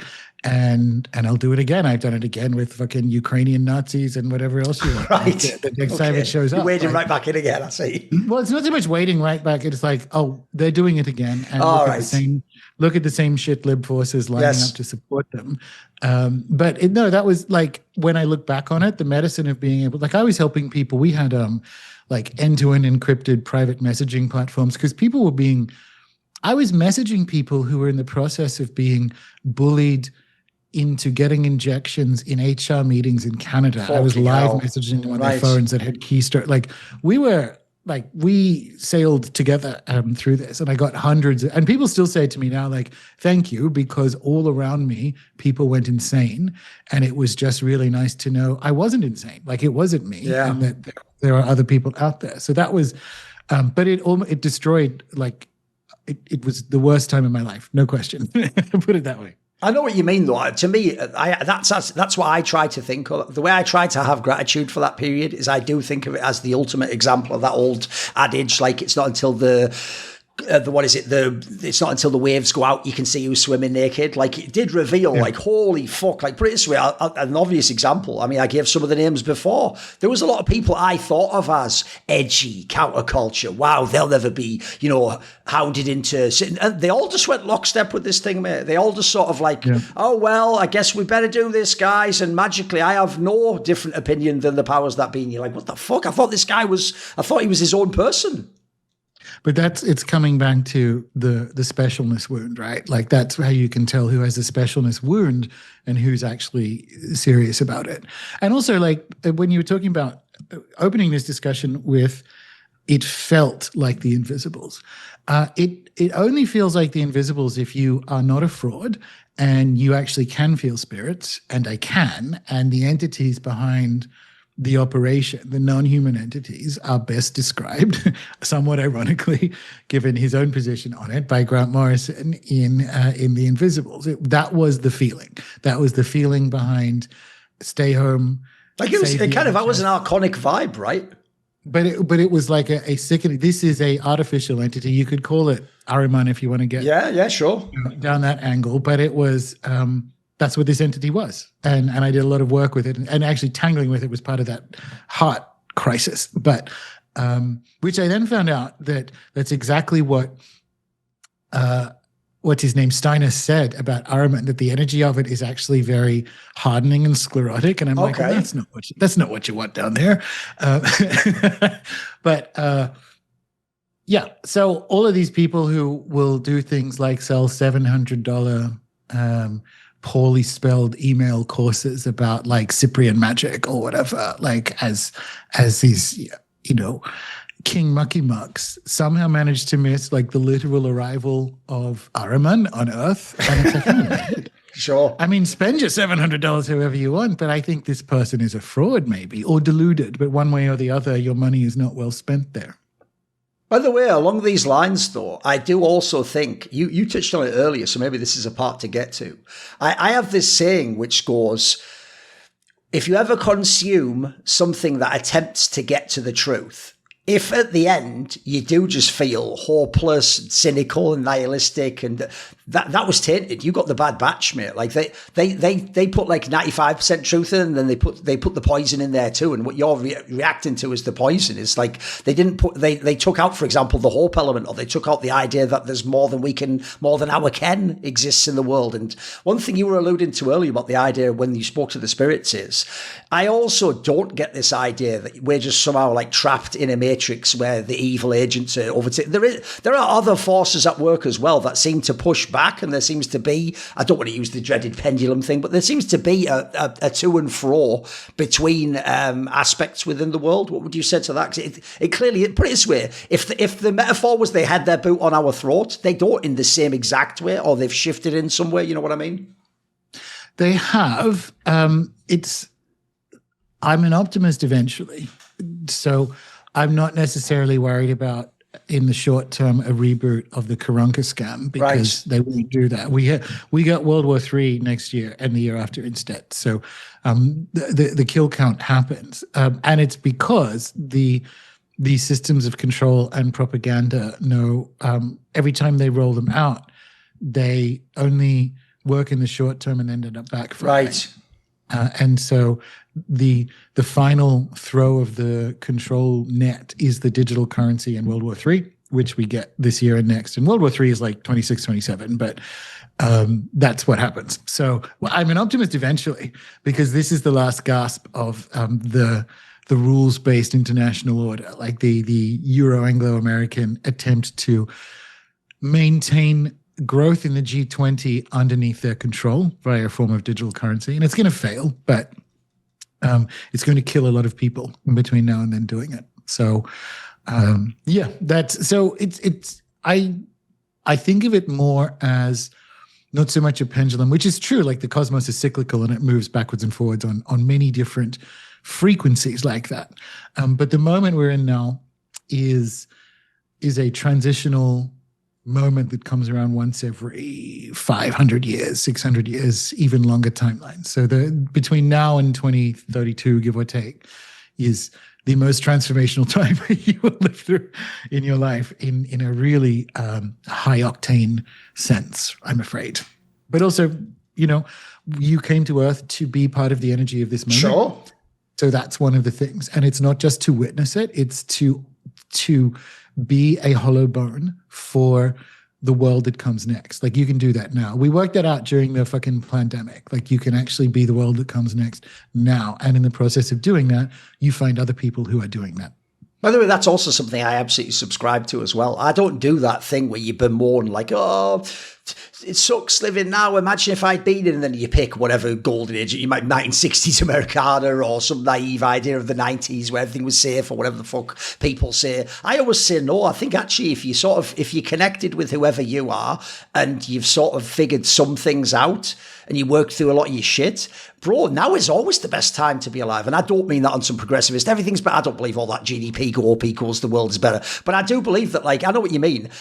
In some sense, I actually think I was supposed to be here now to do the things that hopefully I'm striving to do now, and to even sometimes battle the people I'm battling now, if you know what I mean. It's actually, put it this way, it's one of my theories as to why I actually think Jordan Peterson went off the rails, mate.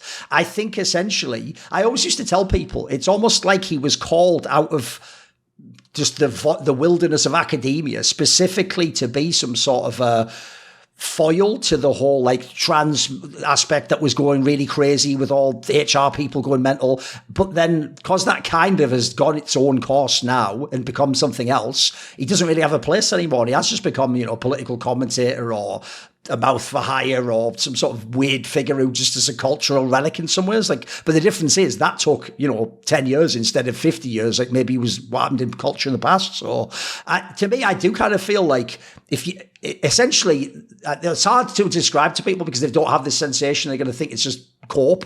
But I do think if you're doing it right, you will be grateful even for the slings and arrows of today. You almost wanted to be here to experience. That is the human experience. You know what I mean? It is. So amor fati, right? Like, love your fate. Yes. But also, like, do not be in resistance to what is. It creates disease. I know that from the pandemic, right? So you are here. You chose to be here. Even if you currently, when you die, you'll remember all of that. But yes. Now, it's a silly thing to bemoan, like, oh, I wish I was in the 60s. Like, no, don't be in resistance to what is. Yes. You're here, and in every moment is a choice point. And if you can't work out what to do, I use the beauty way, which I learned from my shamanic healing training. But like, what is in this moment? What is the direction of beauty? If you don't know what to do, the beauty that will always be it. And that doesn't mean like hotness and attractiveness. It means beauty, and that is available in each moment. And the beauty way is literally following that through the cosmos. And we can do that as we move through war and every other demented thing that has to happen. And it has to happen to burn off this energy of the system that is going away. So all of the awfulness that's happening in the UK and whatever, like the just like the skin crawling. God, it's so nice to be in Paraguay and look through splayed fingers. Right. Sure. Right? Like, oh God. But yeah, this is the disgust and revulsion that will an energy that is swirling into a moment of high octane transformation is necessary. It's what we do to make things better, or so that things are better. We don't actually make them. We just hollow bone the better Sure. by standing in it. But that's, there is unpleasantness ahead. Do not be in resistance to what is. That's not the road. No, I mean, I would say this. It's why I actually do think you can make a distinction. If you're someone who wants a different political future, a different social, cultural future, it's why I would always recommend this. Rather than looking who are my enemies and who disagrees with me and pointing out why they're wrong or they're evil or whatever, which everyone can do, by the way. You can get endlessly caught in that rabbit hole. It never ends. It generates every single day new resentments, but I would always say the most powerful thing you can do is try and point to something in the tradition or the cultural idea or social zeitgeist that you think is, like you're saying, some sort of a transcendent. It is true in the sense it is just, there's a reality to the beauty of it, to how it makes the soul soar, it uplifts. I feel like if you connect to that current, if we want to use that term, that's way more powerful and transformative than any argument or any slogan or any absolutely group movement. You know what I mean? That does define. You don't need to get caught in the mud in that sense. So, funnily enough, to argue is to be in resistance to what is, because it's saying that you are carrying a charge because someone else in the world has an opinion that's different to yours. But they do. That's just what it is. Like, don't be in resistance to it. Now, you can engage with ideas and invite forward transformation, but to argue with people you believe is wrong or are wrong is to generate you're actually still helping the Pachacuti is the moment. You're actually still helping that moment because you are generating more of that polarizing energy that's going to spin everything apart anyway. So, but you don't realize you're doing it. You're actually just being the energy you're being the wave rather than the surfer when you do that. And it's not the magician's way. The magician's way is to surf. And that means you can be present for and engage and transform with those energies, but don't stop them. Like, that's resistance. Like, it's very important, because as we move through this moment, the amount of people who see the world the way we potentially do will get a lot smaller first. Right. Right. It's going to happen again when the proper war starts. Like the bloodlust, it's going to do that same thing. Sure. Again. And it's like, all right, well, I could argue people down and get put into a camp. Or is there a better way, and it will be different for each person, like how you are with the energy of the moment? Well, along those lines, then, one thing I remember also telling you during COVID actually was, all of a sudden, another thing that now seems to have increased value as sort of a currency idea is permaculture, mate. Like, surely all being locked down, like in this particular way, has made people think about ideas of, like, maybe I need to be more self-sustainable and, secure my own food sources and things like that, and have a direct connection to, let's say, nature and the world in what at the time was becoming the most incredibly artificial, sanitized, secularized, inorganic world we could imagine at that point. I mean, the joke is it really was leading into some sort of transhumanist nightmare. So I think now, if anything, surely the ideas of permaculture it's revivified. Maybe permaculture was one of the disciplines that, like magic, did not cover themselves in glory in the 2020 to 2022. I actually don't know anything about this part, so go ahead and inform me. I only know the ideas. I wasn't aware of the sort of people around so it. it's okay. Let me, because I used to run Permaculture Tasmania and I'm a permaculture designer, so I say this with love. It is a middle-class gardening hobby. Right? Okay. And so that was obvious from a class perspective and submission to authority. Like, there's a lot of BBC or ABC shows in the case of Australia.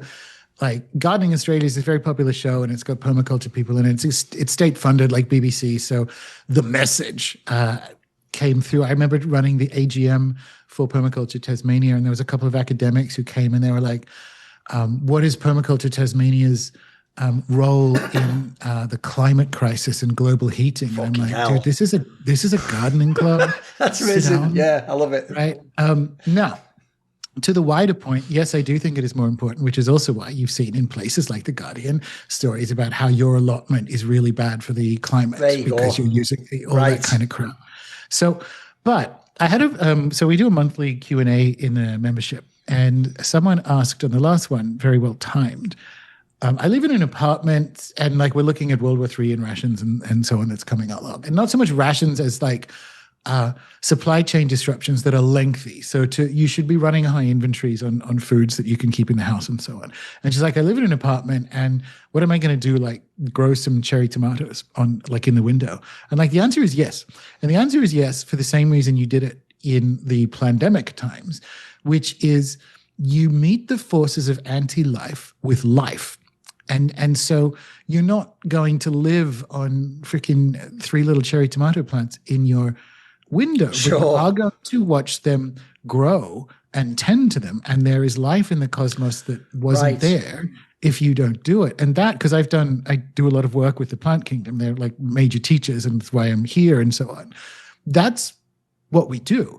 That's part of our agreement. So they feed us, and we bring them with us on this incredible journey. Like the Amazon itself is an overgrown garden, right? Like, so if you look at the species assembly, it's because humans and plants have worked together to create the most abundant and dizzyingly magical place on the whole planet, right?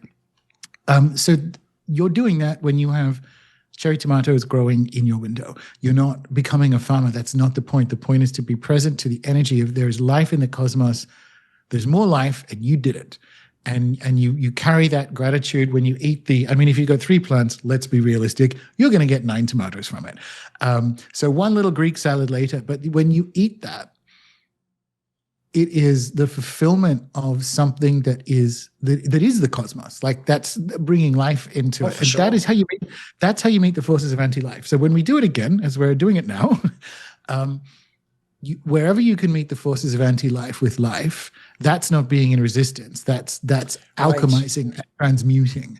And that's always the play. Like everyone, and not to do it from a despair place, of like, oh, I'm really worried about supply chain disruption, but I don't think 3 cherry tomato plants are going to do it. It's like you're solving, that's a different solve. Yes. Right. You have the plants so that there's life in the world, and you should have some dried black beans, at the back of the cupboard at the same time. Yeah, exactly. No, by the way, the reason I vibe with that idea as well is it's like another one of those things where it sounds hackneyed, and until you've experienced it, it just does sound like some nonsense. But it is true that if you have a family member who you love and are open to cook for you, they do cook with love. The food literally tastes better. It does somehow like nourish your soul beyond the raw ingredients. Essentially just the act of what you're saying, like having sort of a guardianship over this burgeoning life. That'll essentially, surely that itself will permeate your whole worldview. Well, it's a field shift. So it's not even a guardianship as it is a parenting and a joy and a celebration. Like these plants are beautiful. All plants are beautiful. But like to grow something from a seed and to watch it, it's very elvish. Do you know what I mean? But that is... So one of the things Charles Eisenstein says about the more beautiful world our hearts know is possible, which is the world that's coming in his description, is that in that world, we will no longer associate big with valuable. So the member who said, I'm a bit concerned, like, what is 3 cherry tomato plants going to do? She's thinking in this, and I don't mean this in a negative way, but she's thinking in the world that we're in now, that only moving matter affects things. So we need to make big changes in the physical to the physical. But when you work at the level of the field, it's the opposite, right? So Joe Dispenza talks about how matter moving matter is hard, but the field moving matter is effortless.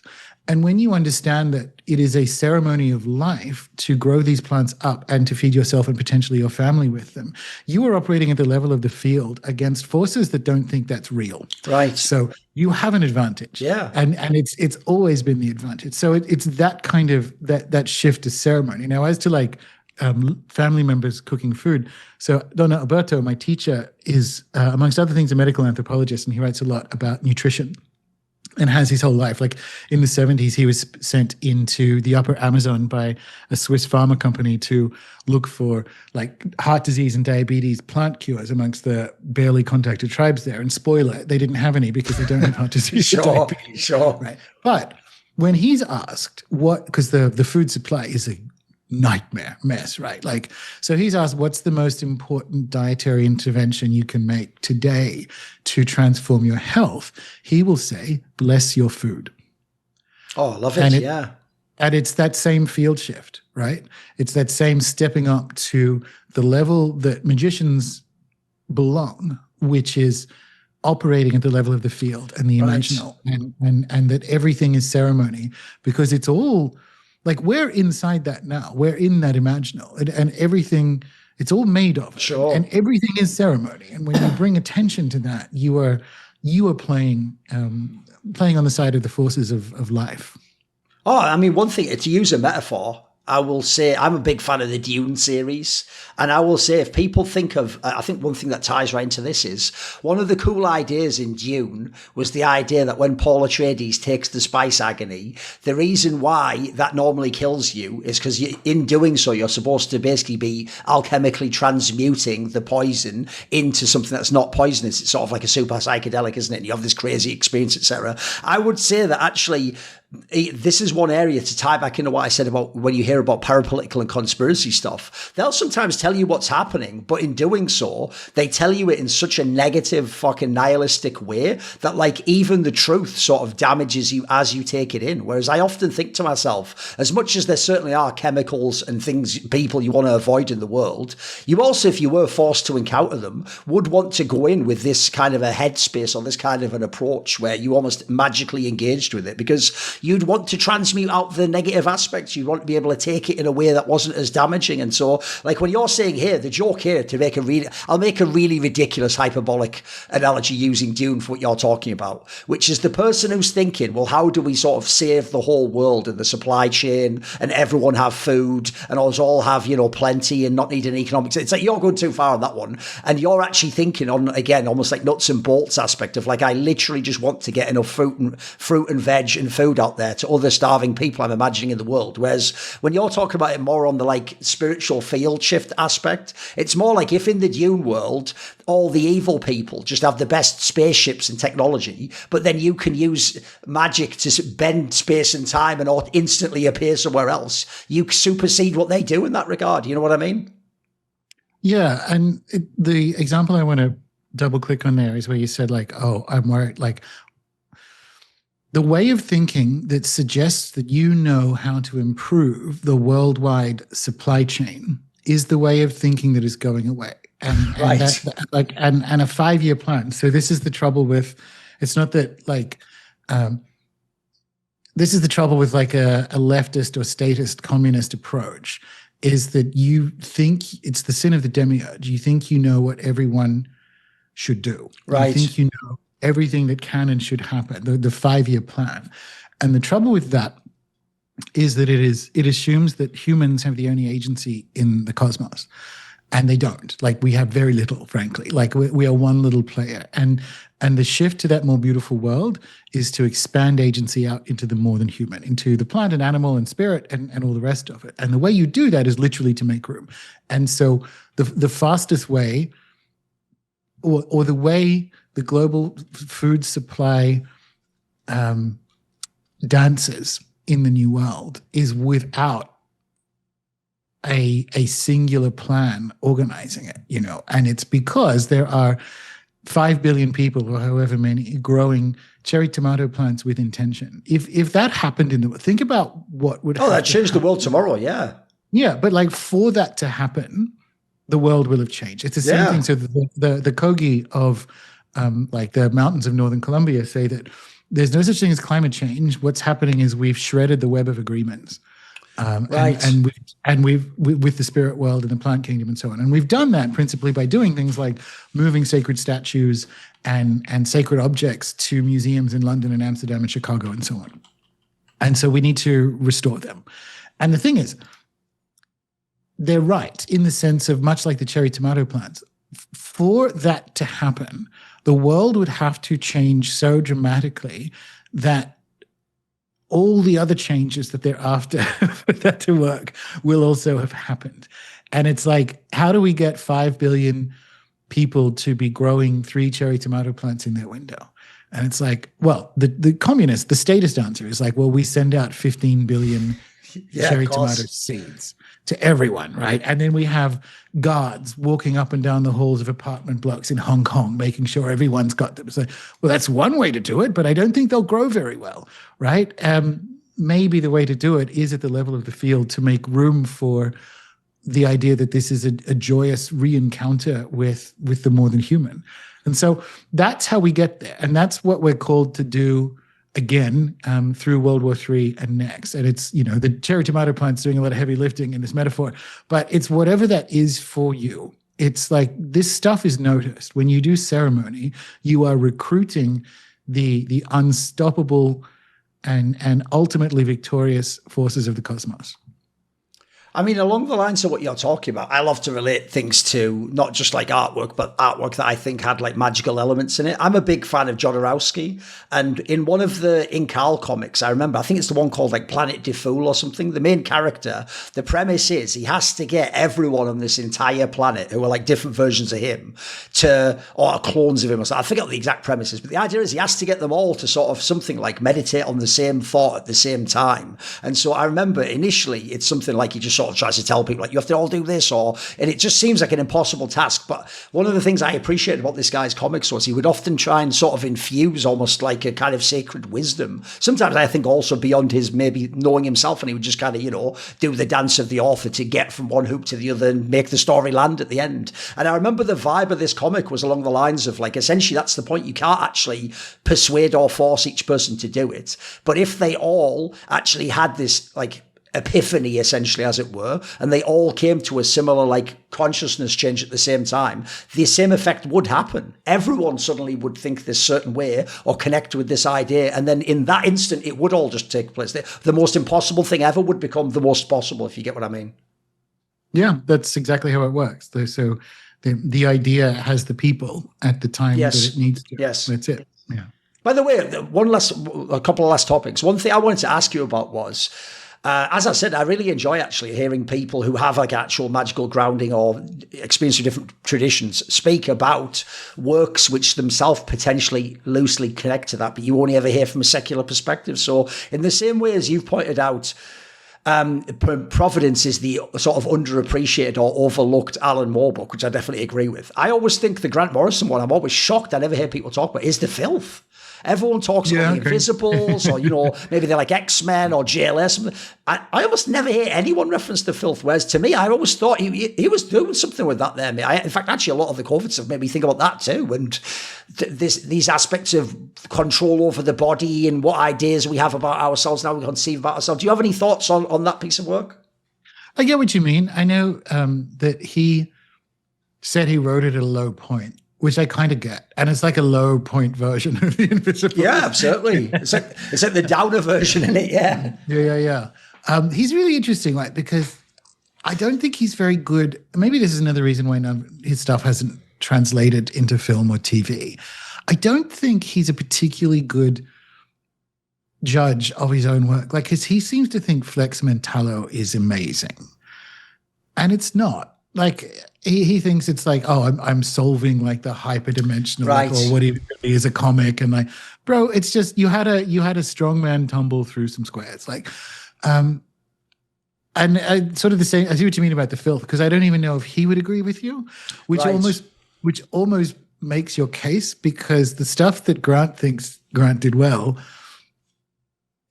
there isn't the same match there. I don't know. I know what you mean. But it's why I always say that here's the difference. It's why actually I'm always so surprised Alan Moore's like sort of real world opinions are so whack and ill-informed. Every Alan Moore piece seems like he did try to make some incredibly grand point, which he collected together in some super duper. And I actually do think he has a very strong artistic voice. Whereas I always say with Grant Morrison, I always tell people, I mean, by the way, he'll admit as much himself. If you ever read those letter pages, he's the guy who is listening to the Ramones and the Smiths and, sort of poppy stuff and up-tempo popular music. And I always tell people he's like the MTV smash cut editing of comics. What you do is you just read his stuff at a quick pace, and if an idea doesn't connect or it doesn't quite like, you just let it bounce off. You go to the next one because he's machine gun an idea, just idea after idea after. And, some of them are like from this tradition, from this thing, he's referencing pop culture. Whereas Alan Moore those whole things more sort of like you read an Agatha Christie novel, right? It's going to have, doesn't matter what twists and turns, it's going to get to a conclusion that he thought of probably at the beginning, and he's constructed this entire narrative to get there. So I know what you mean. Like, I do feel like Grant Morrison just spews out all these ideas, and then later on he just seems to decide this thing was genius or this thing. I mean, probably the worst example I thought was when he did that Multiversity book, where it's a good, listen, it's good. I've enjoyed all of his stuff, Trial Crisis, all, but there's like a one in there where he essentially takes the original Charleston characters of Watchmen and does his own version of Watchmen, and holy fuck, don't ever read the interviews he has about that, mate. He literally thinks it's like Watchmen times a million or something. Like, it's like, listen, it wasn't bad. It was like a not bad sort of like Twilight Zone episode of what happened if Grant Morrison did Watchmen, but I couldn't believe it, because again, no one ever brings up the filth, but I'd say go read that instead, mate. That's, if you've read The Invisibles, you haven't read the filth, get on it now. You're gonna like it. Yeah. I see what you mean about the bouncing off as well, because when I think about why We Three affected me, one of the things that he does that Alan doesn't need to do, let me say it that way, is the artist does more like accidental heavy lifting with Grant. Like when I think about why we Three affected me, it's not that it wasn't a tight little story. It's that the artwork combined with the sparse writing was deeply moving. And that with Alan, God, so think about Providence, right? Agatha Christie novel meets Russian novelist. Oh my God. Like you go, oh, okay. You can get the whole way through The Invisibles in a wet weekend if you want. You can just, now once you've read it for the first time as well, you need a month. Mate, to get through Providence. When I would read Providence, I always told people those diary entries. That's when I know it's time for bed. I'm putting the book down after I read the diary entry. Like, it's so dense, isn't it? You can't just blow through that comic book, mate. You can't. It's really dense. He kind of, I don't want to say he hates his readers, but like he's going to put them through it. And he makes you earn it, put it that way. Like Moon and Serpent bumper book was the same, where it's like, oh God, it's back to this story again. Like there's a lot, this is a really small font, Alan. Right. And there's a lot of pages. Right. What are you doing to me? Yes. So Providence. And the thing is, you unfortunately, and this is very Alan to a T, you have to read it. Oh, if you skip the entries, you don't get the story, unfortunately, even though it's incredibly dry, isn't it? Those parts are really dry, mate. Alan, I paid for pictures. I know. I don't know what you think this is. I know. Yeah. Oh, bless. By the way, that's even one of the aspects that I find so bizarre, because if you ever read, like Providence is a great example, that even though, yes, I'm sure, like I'm not a massive Lovecraft person. I like some of his stories, again, more for like the ideas than the actual pure writing. But if I ever read something like Providence, I'm reading it for the mind-bending Cronenberg-esque body horror meets, psychic realms, invading ours, Gnostic, nightmare. That's what I want, which, as you say, is the pictures. I'm not really reading it for sort of like, but if you know what really clever point I'm sort of alluding to here about like one of the authors that inspired Lovecraft, though, this diary entry, it's like, holy fuck, mate. Like, I know what you mean. It's like the flavor text you have to read in one of those point and click video games we used to play on the PC back in the day. But man alive, that's a lot of hard work when we could just be enjoying the really fun sort of sandbox of crazy Lovecraftian horror you've created for us, Alan, Well, so the trouble is, and this is just very Alan to a T, because he's a master of structure, is so many, like the trope of the Lovecraft book is the journal. It is like and now they are coming up the stairs behind me and they are at the door. They're in the room. So you can't do, and obviously Alan does, like Cronenberg's a good example. Lovecraft crawled or slithered so that people like Cronenberg and Moore could run, because the mythos is so much better in subsequent hands, and arguably best in Alan's, although Cronenberg does a pretty good job. But Alan is so good at playing with structure that Alan can't do a Lovecraft story without there being an interminable fucking diary in there, because that's like the whole point of Lovecraft's books. Like, oh, great, it's another diary one. Sure. Okay, thanks, Howard. Off we go. By the way, along those lines, and I actually do totally understand why you were so underwhelmed by the Moon and Serpent Bomber book, because if anyone's a fan also of reading Alan Moore interviews, which I obviously was once upon a time, he spoke about that item, mate, funnily enough, like a Necronomicon in the Lovecraft universe. It's like, no, but can we read that? They're like, no, but if you were to read this tome, it would change everything. And he just hyped it so long, mate. Like, we're talking like 20, 30 years he was talking about doing this book. And I know what you mean. When you get it, it's like, holy fuck, this is sort of like just a little kid's book about magic. I thought that was like the wink, wink, nudge, nudge. Like, I'm going to pretend it's a kid's book, but really it's going to be so sage and wise that actually, you know, it's going to be sort of like almost like creeping off the page, the things I'm alluding to. And like, I thought it was going to almost be like Hemingway's iceberg theory. You know, he's hitting the peak of it, but it's going to tap into some really deep resonance. And I have to say, like the joke, well, we sort of summarised it in this episode. You don't need to read that book. Just go and read Promethea and Providence and read his actual fiction. It's fiction's better description of magic and interaction with the ideas than this like bizarre kids almanac. I wonder if his friend hadn't died during it, if they wouldn't have cancelled the project. Because at the end where he's talking about, like, because Steve died during it, and they're cute. Like, they've been best friends for like 25 years or whatever, right? So there's a way that the book exists as a tribute to his friend. Ah, right. You think he just wanted to get the project done for the sake of sort of closing it? Yeah, because like right. I think they were working on it for so long that it got away from them. And there's a couple of bits in the intro that are almost like Fossil Angels where, and I'm building to a point here, where he basically makes the case that whole like the classic Alan, like the one place where the gods can inarguably said to exist is the human imagination, where they are real, whatever that line is, right? It's a bag of line. Yeah, and he sort of says something like that at the beginning. But the thing with this whole book, and you kind of referenced it earlier with, it's somewhat surprising because the comic industry, especially, well, not even now it's a ghost town, because it used to be like amazing, randy, materialist neckbeard kind of nerds, right? Like gross neckbeard nerds. And then they all succumb to the woke virus, and then there's like the MCU. So now there's no one anywhere in comics. But this whole time, Alan is trying to convince people who will never be convinced that magic exists. Now, Dr. Kelly Brogan calls this buying eggs at the hardware store. He's actually spent 35 years since his 40th birthday in whatever that was, 1990, and deciding he was going to be a magician. He spent 35 years trying to convince and failing to convince colleagues who will never be convinced that magic is real with all of these books. And that's why there's such weak sauce. Right. Because you can't actually come in swinging with like, no, spirits are real. That's just what it is. Like, grow up. You can't do that with neckbeards. And I know that because if you look at the comments underneath the Alan video that I did in Peru, half of them are magicians who are like, this is great. I'm actually disappointed in Alan and blah, blah, blah. And then there are other ones like, no, there's no such thing as magic. And you go, okay, cool. So they've obviously got it in their feed because it has Alan Moore in it. So there's half of these people who will never be convinced.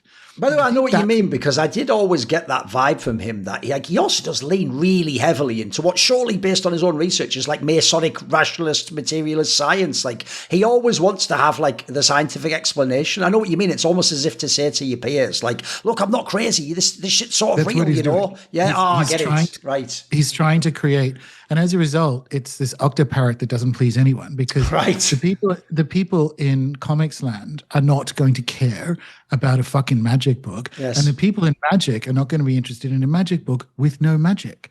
So it doesn't have a so it's a book for nobody, like you say. Yes, exactly. Yeah, well, it's because he's spent 35 years trying to buy eggs at the hardware store. Like, it's not there, Alan. Like, stop getting neckbeards to be interested in magic, because they won't be. By the way, one last topic I thought I'd hit, because I've actually got a quick confession to make here, which is because I've listened to him on your podcast and in many other parapolitical sort of spaces, I'm a big fan of Christopher Knowles. I really love the Our Gods Wear Spandex. I love all the episodes you've done with him. By the way, I'll give you some props again. I've done a lot of interviews in my time, so I do consider myself a conversationalist. I think I can find areas of overlap where I can connect with someone and they get the sense that I've actually consumed their ideas and their work, and I haven't just done it 5 minutes before the interview to trick them like a BBC interviewer to go, oh, and of course when you did this, but you don't have to really read the book. So I usually feel like I can get people to the kind of headspace where I can talk about the ideas I wanted to. But when I did my episode with him, everyone seemed to think it was fine in the comments, but I didn't think I did a very good job actually, because I wanted to actually sort of drill into some of the Synchromystic ideas with him. And I just found that maybe I just didn't point in the right direction, but he sort of just... we didn't really go too deep into it. He sort of just took maybe other parts I was throwing out there about like how it impacts society or things like that. And so one thing I wanted to do was, when I've listened to your episodes with him, you do seem like someone who has incredibly much sort of soaked some of these ideas up like a sponge, and you've got some of this perspective down. So I wanted to ask you actually, which is Synchromysticism to me was one of those ideas I did hear, funnily enough, about, I'm going to say like 15, 20 years ago, maybe 15 years ago. I remember it was the very early YouTube. I remember seeing people's videos like Jake Cotsey, and they'd be doing these videos that would be about the idea. I remember the gist used to be, the Jake Cotsey guy, a very interesting perspective from him would be, he would take an actual actor. He would take a specific actor and show how in their filmography, they kept sort of getting cast as a certain archetypal figure, that if you connected the movies as if they were like a Cloud Atlas narrative, they maybe unknowingly to themselves were playing out this particular role. Maybe they were the cosmic mother, or they were the fool, whatever it might be. And I remember at the time, I didn't have a really strong grounding in magical concepts, and I was definitely a rational materialist back then. I used to think, a lot of this is reaching. And I always give the parallel, and it reminds me of gematria stuff. Because if you ever get into the conspiracy world, but you are the guy who just cares about nuts and bolts in Area 51 and did a bomb blow something up, and did the government do everything, you're going to hear like someone going, and then 23 minus 7, and you're just going to go, fuck it, that's just nonsense, isn't it? It's a bunch of bollocks. And the joke I always make is, you're going to go, this is just astrology for nerds, isn't it? It's like, well, yeah, but the joke is when you find out there's something to astrology, hopefully it makes you think maybe there was something to that. And actually, even though I don't see it as like a science, because again, I feel like that's the rationalist aspect, I think there is something that these ideas are communicating and getting to. And I've actually found, in a weird way, it's actually what's reignited my interest in cinema. I'm someone who'd watched a lot of films from past decades, but now I find them so much more interesting to revisit, because I'm actually now connecting with them on a synchromystic level. I'm seeing sort of magical resonances in them, or archetypal forces at work through the story. Again, to tie into some of the things we talk about, maybe that weren't even what the author intended or what the actor intended, but they're clearly sort of permeating out into my consciousness through this piece of art as a sort of vector, a vehicle. What would you say about this? Because I haven't heard anyone really, beyond his work, speak in the modern day very much about. I feel like the idea of synchromysticism, people think is something from 10, 15 years ago. But to me, I think it's actually incredibly valuable perspective now. Yeah, I haven't listened to your episode with Chris. Chris and I have been friends with you for years, and so I just think you did a better job than me of getting to that stuff. I couldn't sort of coax it out of him. I have been friends for years, but I have this take also that when Chris is busy using synchromysticism, he's not good at describing it. It's like, right, I'm using it right now. You come back later. Right, okay. And I will do it. So about 15 years ago, which is timed well, I heard Chris on, God only knows what podcast, say, synchromysticism is applying the techniques of depth psychology to culture. And I think that's the best. Like, he's got a different description of it now. But that unpacked it, that unlocked it for me. I'm like, okay, cool. Right. And I don't know if you've listened to Jake Cotsey, I think it was last year, about this time last year, or maybe October of last year, on the Higher Side Chats. And it's really interesting because Greg did that one straight after or around the time he did Chris Knowles, because those are the two twin engines of the original idea. And they've almost gone in different directions. Like, Greg observed this. Like, Jake has gone less conspiratorial, and Chris has gone not so much more conspiratorial, but more detailed on fewer stories. Okay. And fewer archetypes. So like the siren and his beloved 80s music and all the rest of it. And it's really interesting to look at how that's developed. But why I like it, and it's funny you ask, because I'm in the process of putting together a video for YouTube about this. In the jungle, so when I teach tarot or anything, I talk about Omen logic, and it was one of the phrases that got away from me. Like, when you understand how to use cards correctly, you're essentially operating on Omen logic, which is the cosmos is speaking not to you, but to itself constantly at all times, occasionally to you, but also like the birds are singing to this and what have you. Now, when you're in the jungle, that is evident. And in fact, it is the role of the shaman to interpret what is going on in the spirit world that is relevant, or even just the world that includes, there's no difference like jungle and spirits when you're in the jungle.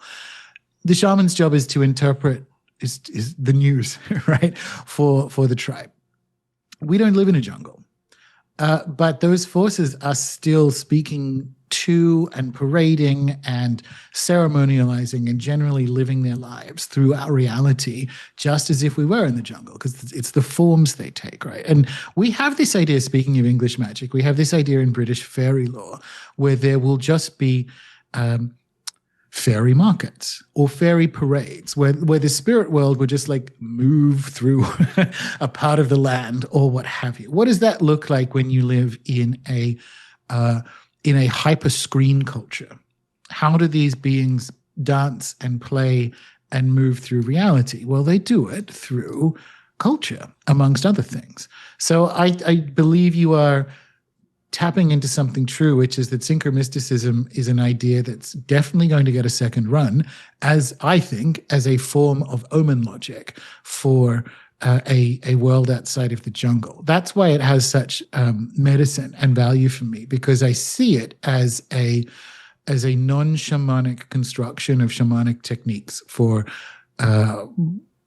these conditions. So it's almost like you are better off getting good at Synchromysticism rather than understanding what the birds are talking about if you live in London, because those are you're surrounded by more of them, and who cares what pigeons think, right? So that's what I think of Synchromysticism, and in Chris's case, like, genuinely, when he's busy using it, he's not good at describing it. Sure.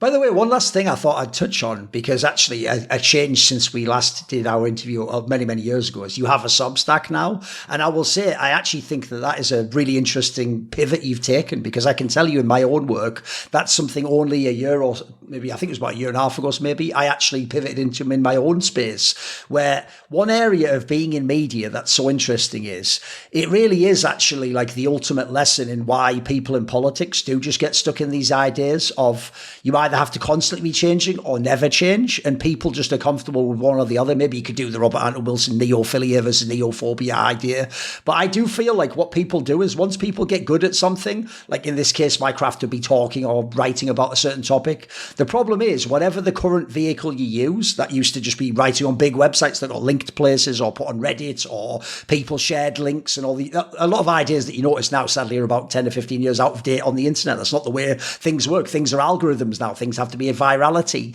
They've actually intentionally kept people out of having things where under other circumstances they subscribe on your YouTube and then they go to that subscriptions page and they always get your video. Now you get some of it in the for you, but it also depends, did they click it last time? Is it clicked by other people who like those things? All these nightmare aspects, which again, you can either get mad at it and bitch about it, which to me is like trying to swim against the current, or you can try and ask, is there a way I can swim with the current and accomplish my ends or get my voice out there? And I actually think Substack's one of the more underrated ones, because I have to say, in the modern day where everyone has the smartphone and everyone has connected this like universal inbox to, in a way, that is the ultimate subscriptions box, mate. Like I know I'm subscribed to loads of people now in politics, and even things like people who put fragments of poetry and things from old books on. And mate, I love it if I'm out on a train somewhere and I get that email that says they just published something now. I'll open it on my phone. It's a little 5-minute read. I'll read it. I'm thinking, this is awesome. This is way better than if you did the same thing on the internet, where even if I had discovered your written article, I'm sorry, I'm going to do that dreaded thing where I add it to my bookmark. And if you're anything like me, my bookmarks are their own archive of society, of history that I'll never get through, mate. There's thousands in there and I'll never get through all the comics interviews and interesting occult essays, and I'm lucky if I get to 1/50th of them. But I found that I think Substack is not only a really great sort of patronage approach, but I just find it's a way better way to sort of cut out, even though it has a middleman inherently, to cut out some of the middleman to the algorithms and get stuff straight to people. What's your experience been like? Well, so I started off blogging. Sure. And so that was my thing. And then blogging stopped working in the sense that, and it's not like, Google de-index my site and blah, blah, blah. I say, no, Google's fucked. It's broken. It's not that, like, they're not coming for me, right? No. And so over the last 8 or 9 years, I like blogging the best out of everything I do, out of making videos and podcasts and writing books and so on. Blogging was fun. And I would do it and nothing would happen. It's like, because no one cares. No one blogs anymore, and no one reads blogs, and RSS readers are over, and so on. And speaking of Gen X luminaries, when I had Douglas Rushkoff on my show last year, at the end we stopped recording, and he'd written on Medium, which, like Aeon, was sort of like the Substack idea, but too early. Yeah. Right. And also too quickly to ask for money. And so, and people like Mitch Horowitz have just migrated over. But he and I, because obviously Doug Rushkoff is like the best of the 90s media theorists by miles. And so we were talking about that. And he's like, I think I'm going to move to Substack. And I'm like, well, I actually have as well. And I said, listen, Substack may have stolen blogging, but at least they're keeping it alive. Yeah. And he agreed. So his is great, by the way, inevitably. But that was my thinking. It's like, listen, I had a moment a couple of years ago where the idea, the 90s ideal of like, I'm going to run my own like Linux server, fucking internet LAN party bullshit. Sure. Like everything's going to be independent. Fuck off. The world has changed. That's not the world anymore. Stop it.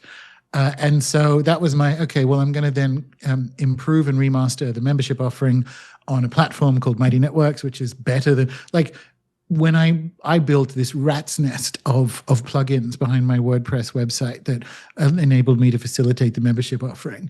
And it worked, but it was kind of janky because that was the energy of it. I'm like, I'm done, but no one wants this anymore. It's too much effort. Like, it's too much slowness and effort and something, because it's like the WordPress plugin ecosystem / rat's nest. If something goes down or updates wrong, it breaks other ones. I'm like, right. What kind of Empire Strikes Back Millennium Falcon moment is this? All right, I'm done. So I cleaned that up. And similarly, I'm like, all right, all the writing moving forward is now in Substack. And the audience has doubled since I've done it. So it works. Oh, perfect. But that's my thinking behind it. They've stolen blogging, but at least they're keeping it alive. And for now, at least, it is the platform where you can still get actual writing on the internet. It probably has about 13 months of goodness left. They've done some unavoidably, like, I remember, because I think about the Substack audience. You must have been to like writers' workshops and writing weekends. Sure. The people there with the scarves that have been working on a really interesting bio memoir of their aunt for 40 years. Those are the people who are on Substack. And so they harumph and grumble about everything. And so Substack has recently released its own version of like Reels, which no one uses, but it's there. Okay. And everyone's like, no, that's a dark omen in itself. Yeah. But it's not, in the sense of, because without this offering, they will not have the valuation. Oh, that's the sugar to get them exit. But it's just the game. Everyone's like, oh, we didn't subscribe to this. I'm like, they don't care. No. They don't care. By the way, what are you talking about? Along these lines, that's even something. That's actually one of the ways I changed how I actually thought of myself in my own space. Is I used to think of myself as a writer first of all, then I became an interviewer, and then I became, I don't know, a host or someone who gets to be an analyst, like I say, a pundit or whatever. And what I realized eventually was actually those conceptions were limiting, in the sense that it made me think that I had to do that thing through this platform, through this medium, etc. Whereas what I do now is I do just think of what I do within my space as I curate a perspective. I hopefully output, like you do with some of your ideas. I output ideas. I notice even one thing you do a very good job with is the marketing for yours is you always have a pithy name for something, the world without sin, or something you keep referring back to.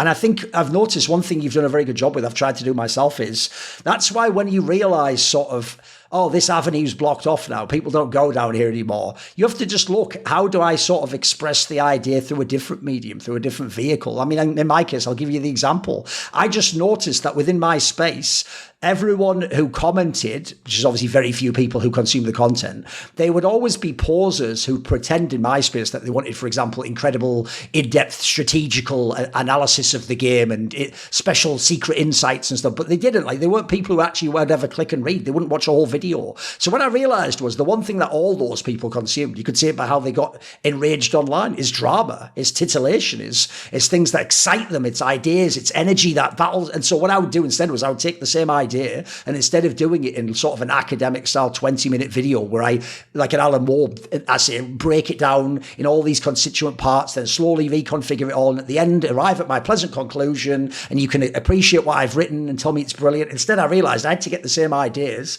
and I had to infuse them into, I do, for example, talk shows where I'll have what seem to be just topical talk shows, but then I can sort of drag people into these interesting bigger scale discussions or infuse a certain idea that will get out there into the space, and I see it mimetically moving between. I feel like seeing what you're doing, you could get used the magical idea of a current, seeing what you're doing as like an imaginal idea space, and then these specific vehicles are just vehicles. You've got to move to the other ones if you still want to get the word out there to the right people, right? Yeah, something like that. But speaking of getting out there, I've got a hard stop. Perfect. I gotta bounce. Without the noble families of the Italian city-states, you may never have heard of or been able to appreciate the art of some of the greatest Renaissance artists of all time. And similarly, my content on this channel, which I consider art, is kindly supported by Abradiation and the rest of my Patreon supporters. Do you want to choose one of the topics that I might focus on next in a video? Maybe you want to ask me a question that I'll answer in a video AMA. Do you want teasers? Find out who the upcoming guests are for Thorinquiry. Maybe you want to take part in one of those private, never to be released, recorded for your benefit discussions with me one-on-one, where you can talk about almost any topic, assuming it's appropriate. Well, if any of those perks or others tickle your fancy, heed this call to action and join Thorin's side today at the Patreon link in the description box below.